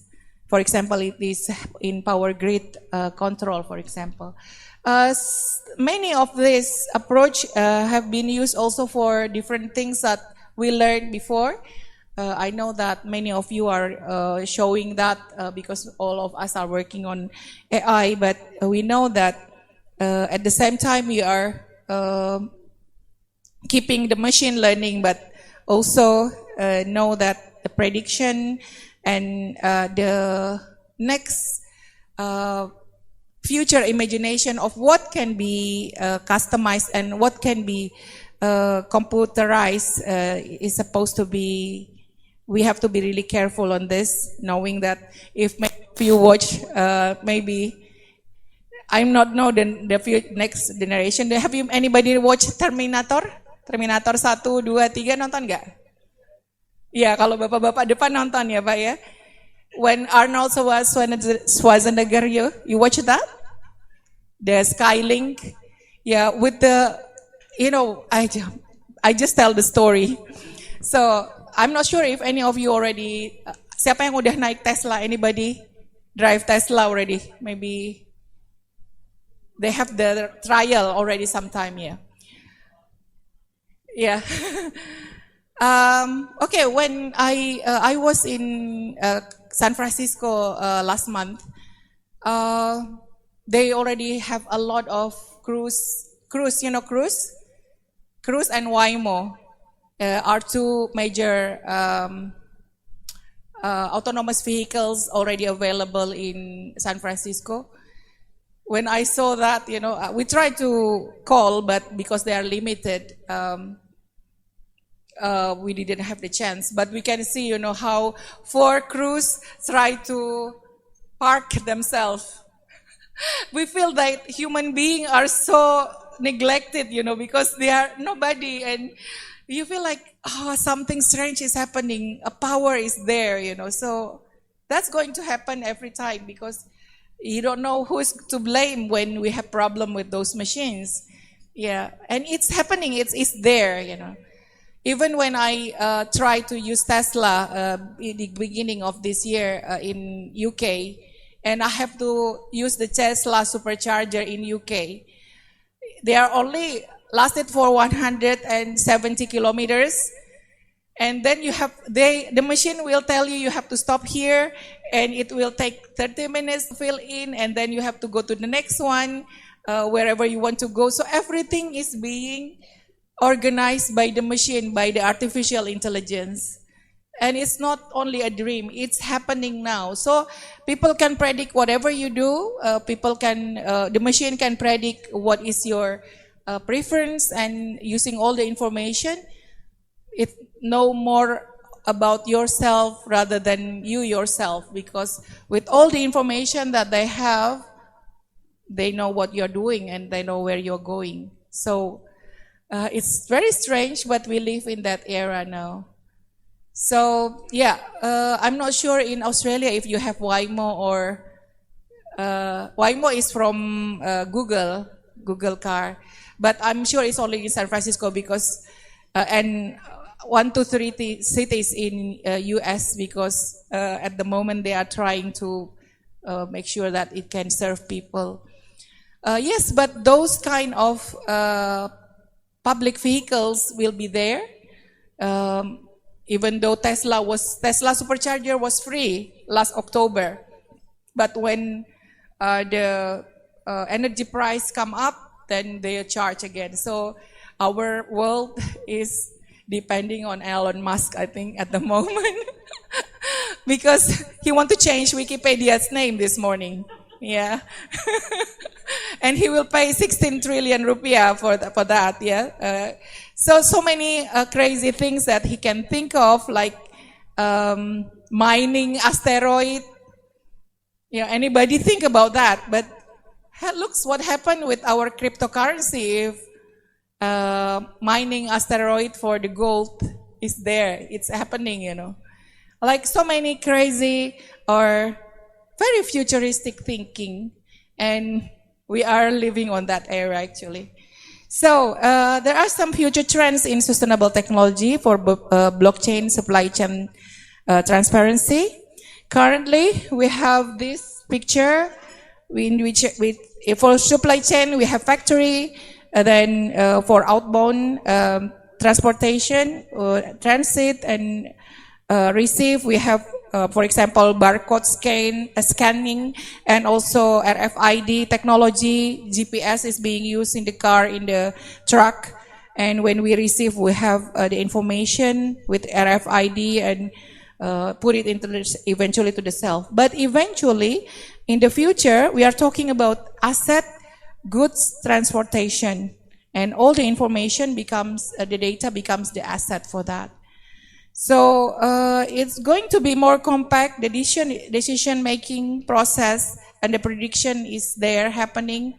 And we know that we have to change ourselves.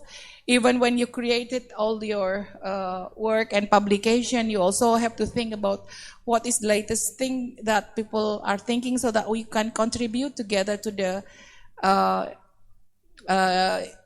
extension of knowledge and technology that is happening in the world.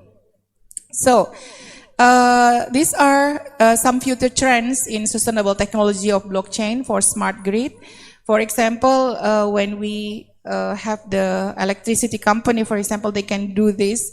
10% is for smart metering, 20% is for grid management, and decentralized regeneration of peer-to-peer energy trading, for example, and transaction management.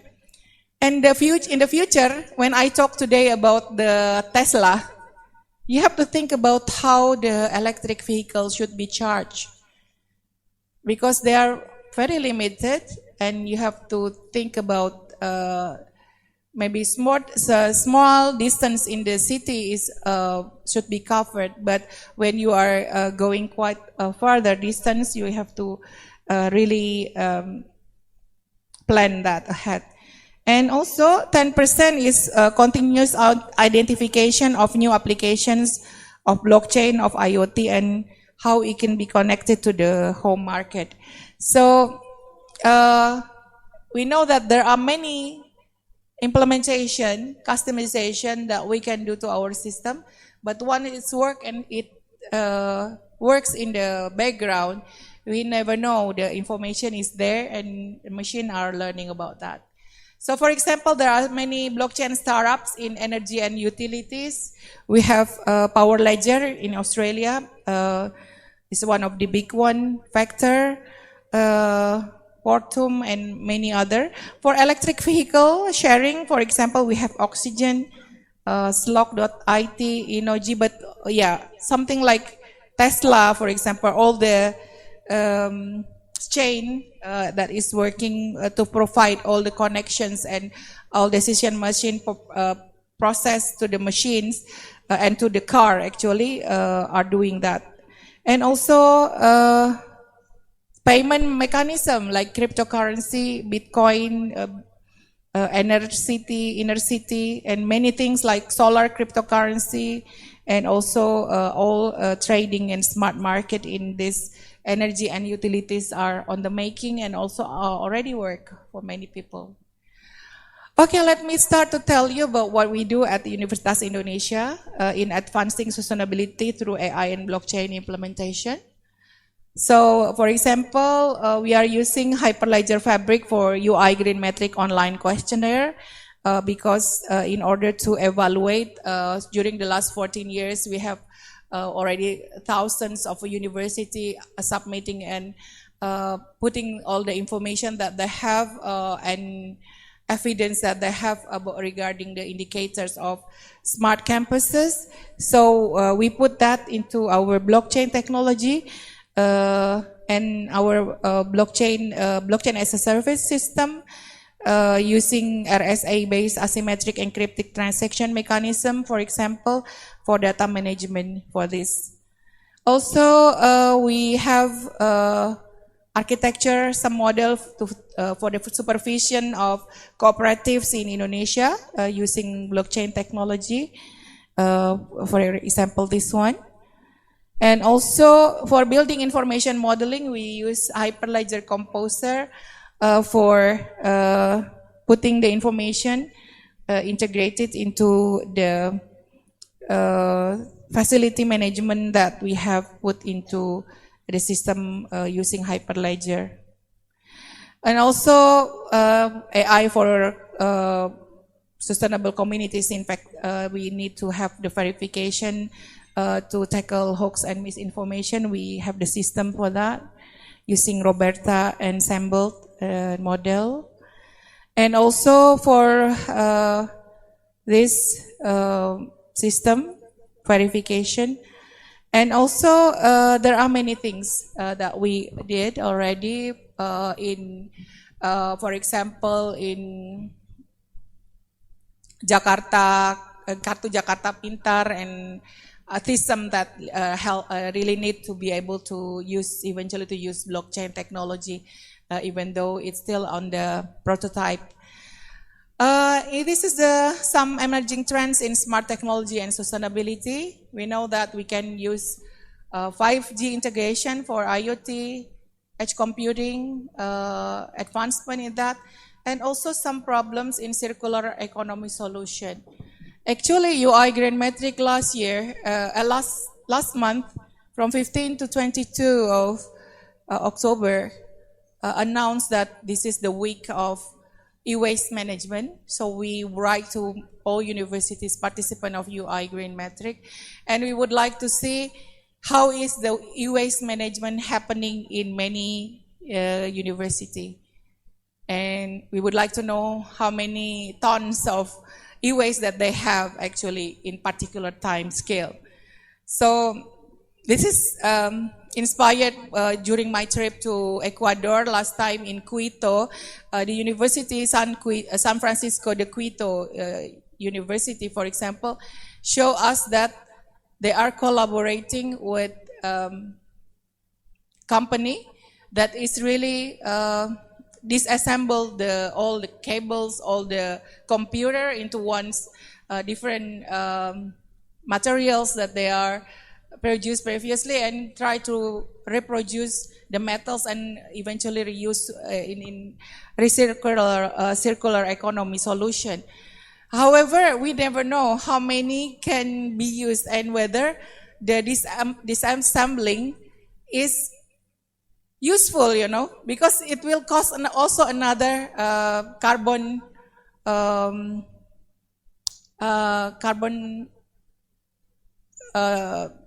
will create problems also with this. So it's not easy to do. So we never know. If you ask many universities, eventually they will put that into landfill. I'm not sure in Australia. I know that they already do a lot of things. Even when I was in high school, I was in Australia at that time, in Darwin.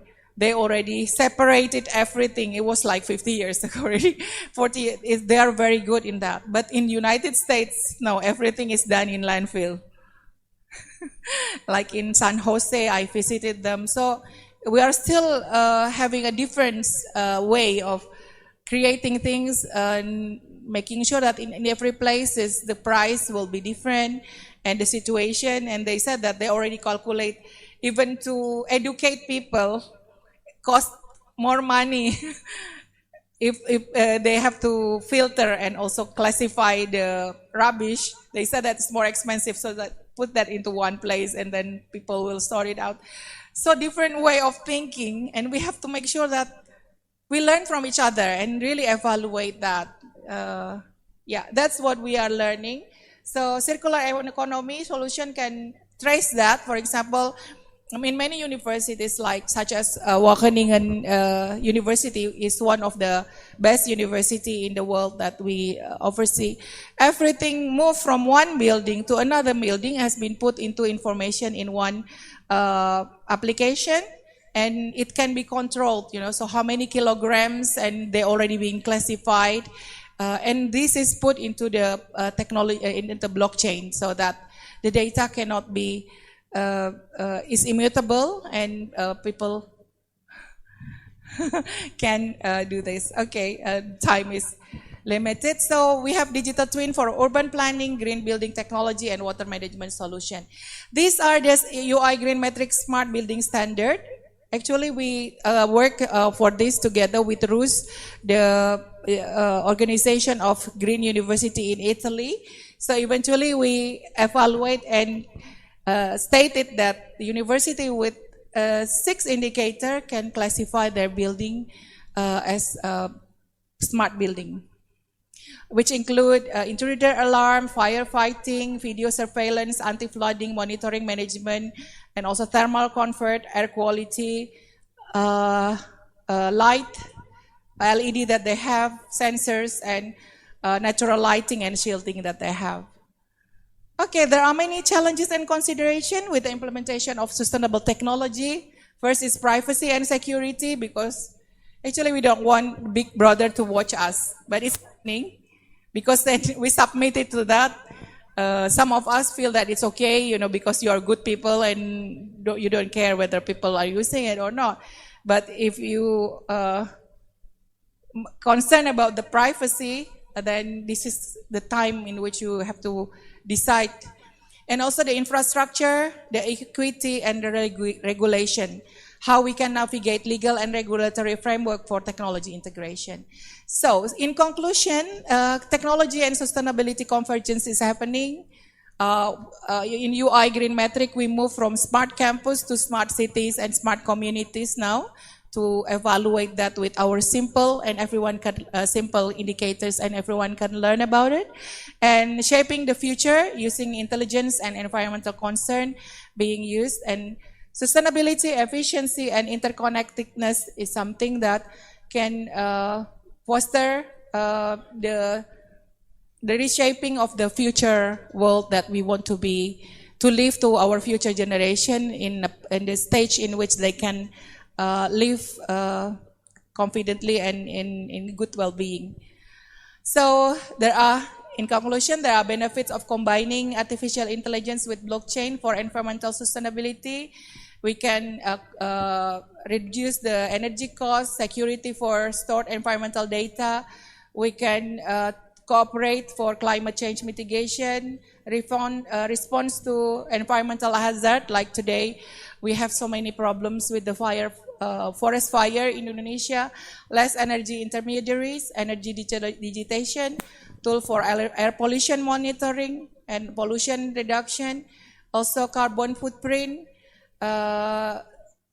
reduction, increased energy security, and also above all is that we can make a good decision for the future of our environmental concern, and also to trace the energy trading that is happening at the moment. So I think that's all for my presentation. Thank you. Back to you, Pak. Okay, thank you, Prof. Riri, for your opening presentation. So now we have a question and answer session. If the participant have answer, please raise your hand. And yeah, the professor.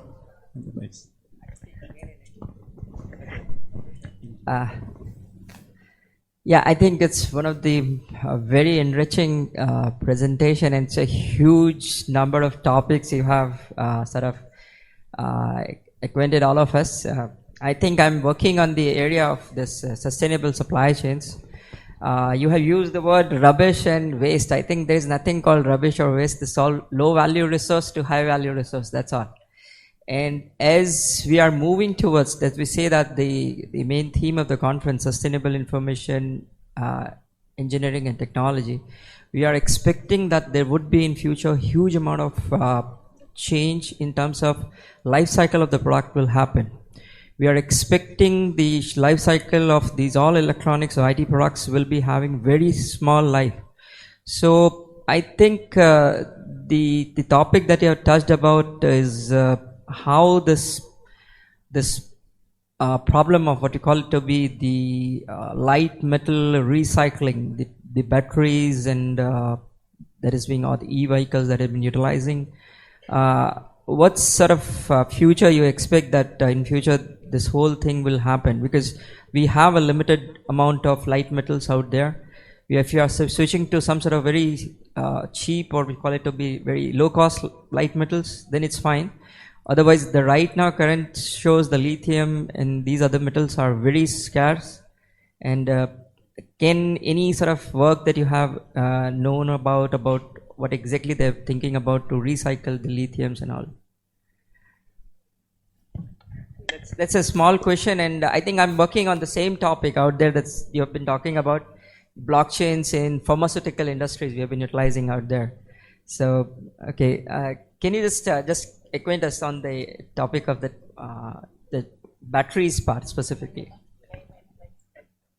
Sorry, what's your name, sir? I'm Professor Jitendra Madan. I'm professor at Department of Management Studies, Indian Institute of Technology, Delhi, New Delhi. And I teach this operations and supply chain, sustainable supply chains. Okay, thank you, Prof. Chun. Prof. Lee, would you get the question? Your name again, Professor? Prof. Chun from yeah, Delhi. it seems nice to know. Jitendra Madan. Okay, I will search. Thank you. Thank you so much from India, from New Delhi. Yeah, interesting. That is why during this week, when we already asked about this e-waste management for 10 years, 14 years. And eventually one day, I thought that everyone is doing something on it. But when I realized that the people will work with the quantity of the light metal is enough to produce something, otherwise people just let it, disappear somewhere. Imagine what is our future. Now, even with the small metals, we already have problems with the electronic waste. But what happens when we have electric vehicles with larger battery? Nobody knows. Is this the right answer to the utilization of resources in the earth? We never know. That's the next problem. Because then I realized nobody actually really concerned about that. Yeah, let's move to clean energy, electric. But is it true that it is the way to do that? Maybe it's opening another green startup for many people. It's good, to know that we can recycle that. That's why recycling is very important. But we have to also balance that with the use of carbon used for the logistics and for the distribution, and to put back into the place, for example, even in Ecuador, in which I really see that, they don't have that much capacity to do that. Okay, in big city, like big population like India, maybe they can get something and make money out of that. But otherwise, it's just distributed, because the university I went was the one in Galapagos Island, in Ecuador. So can you imagine that how big the e-waste can be integrated into new things? Eventually we just put it into landfill, and our landfill is full of with the electronic waste. So it's also one of the concerns that we can think together. But nice to know you, sir, and I hope that we can eventually come up with a solution for that. Thank you, Prof. Thank you. Okay, thank you. I hope the answer is enough for this. Is there any other question?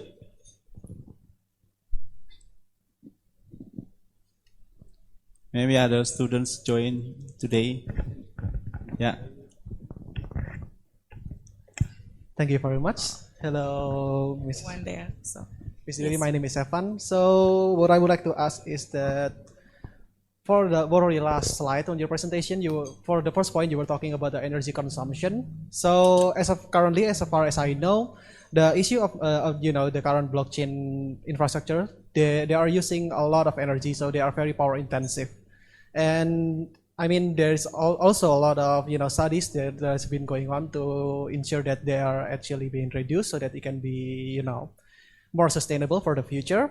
But I would like to know your view as far as this power consumption issue goes. So what would you like to propose as a solution for this power consumption issue, so that the idea of blockchain can actually be sustainable for the future? Because as we know of today, at least the majority of the the world still using fossil power,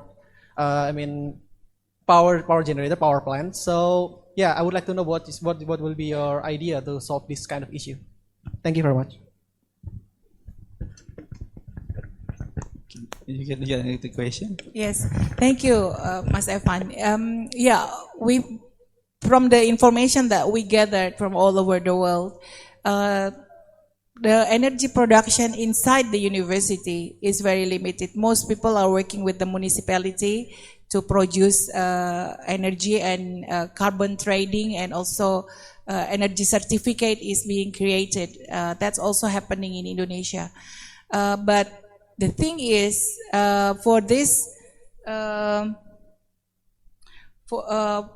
energy, clean energy, sometimes because now we are oversupply, our energy company, PLN, is having trouble also to calculate and to praise the energy being created by universities with a lot of power, solar panel, for example, because it cannot be integrated into the grid and cannot be calculated as something that is useful and can be calculated introduced into exchange into money, for example. So yeah, we have to think about the integration if we can use it wisely. And the problem is with the battery. So battery is still very expensive now. It's still the problem. And also after the end of the lifetime of the battery is the problem that I told you before. So it's not just the matter of using the power from the solar, and in the afternoon we're not using that much, we need it at night. We have to have the way of managing the energy inside our institution, for example. So in the future, everyone is trying to have their own energy supply. Once the technology for battery and can be a longer time, longer lifetime of the battery can be, we can generate many products, cheap product for that, then it will help. So it depends on the technology advancement.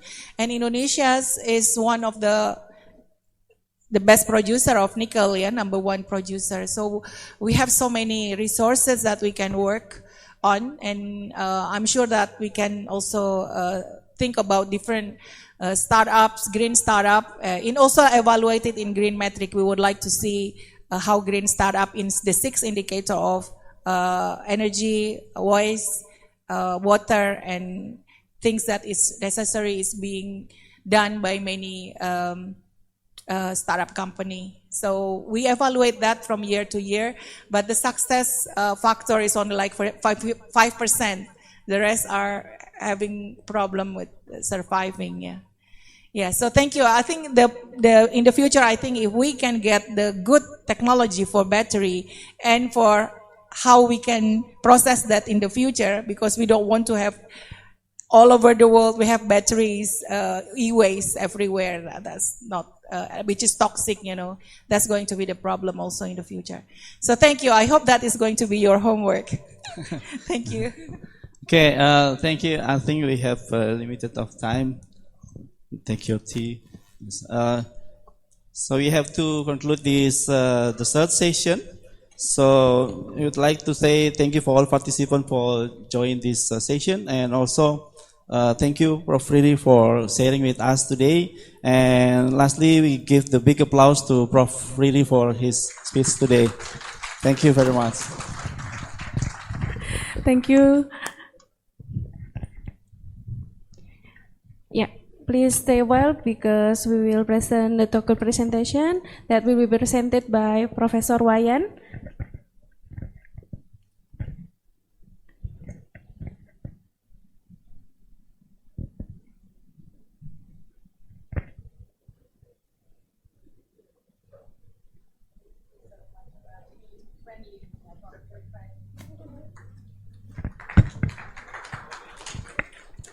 Okay, next for the certificate.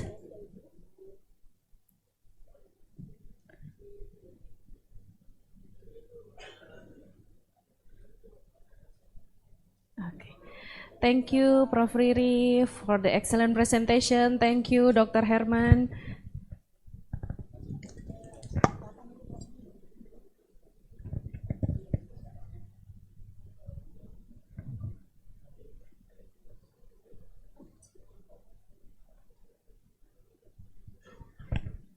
Okay, ladies and gentlemen, those are the agendas for this morning session. Now we are inviting you to have a lunch break. After lunch, we will have a parallel session in our subsequent programs. The parallel session will be held from 1 p.m. until 5:15 p.m. for local time.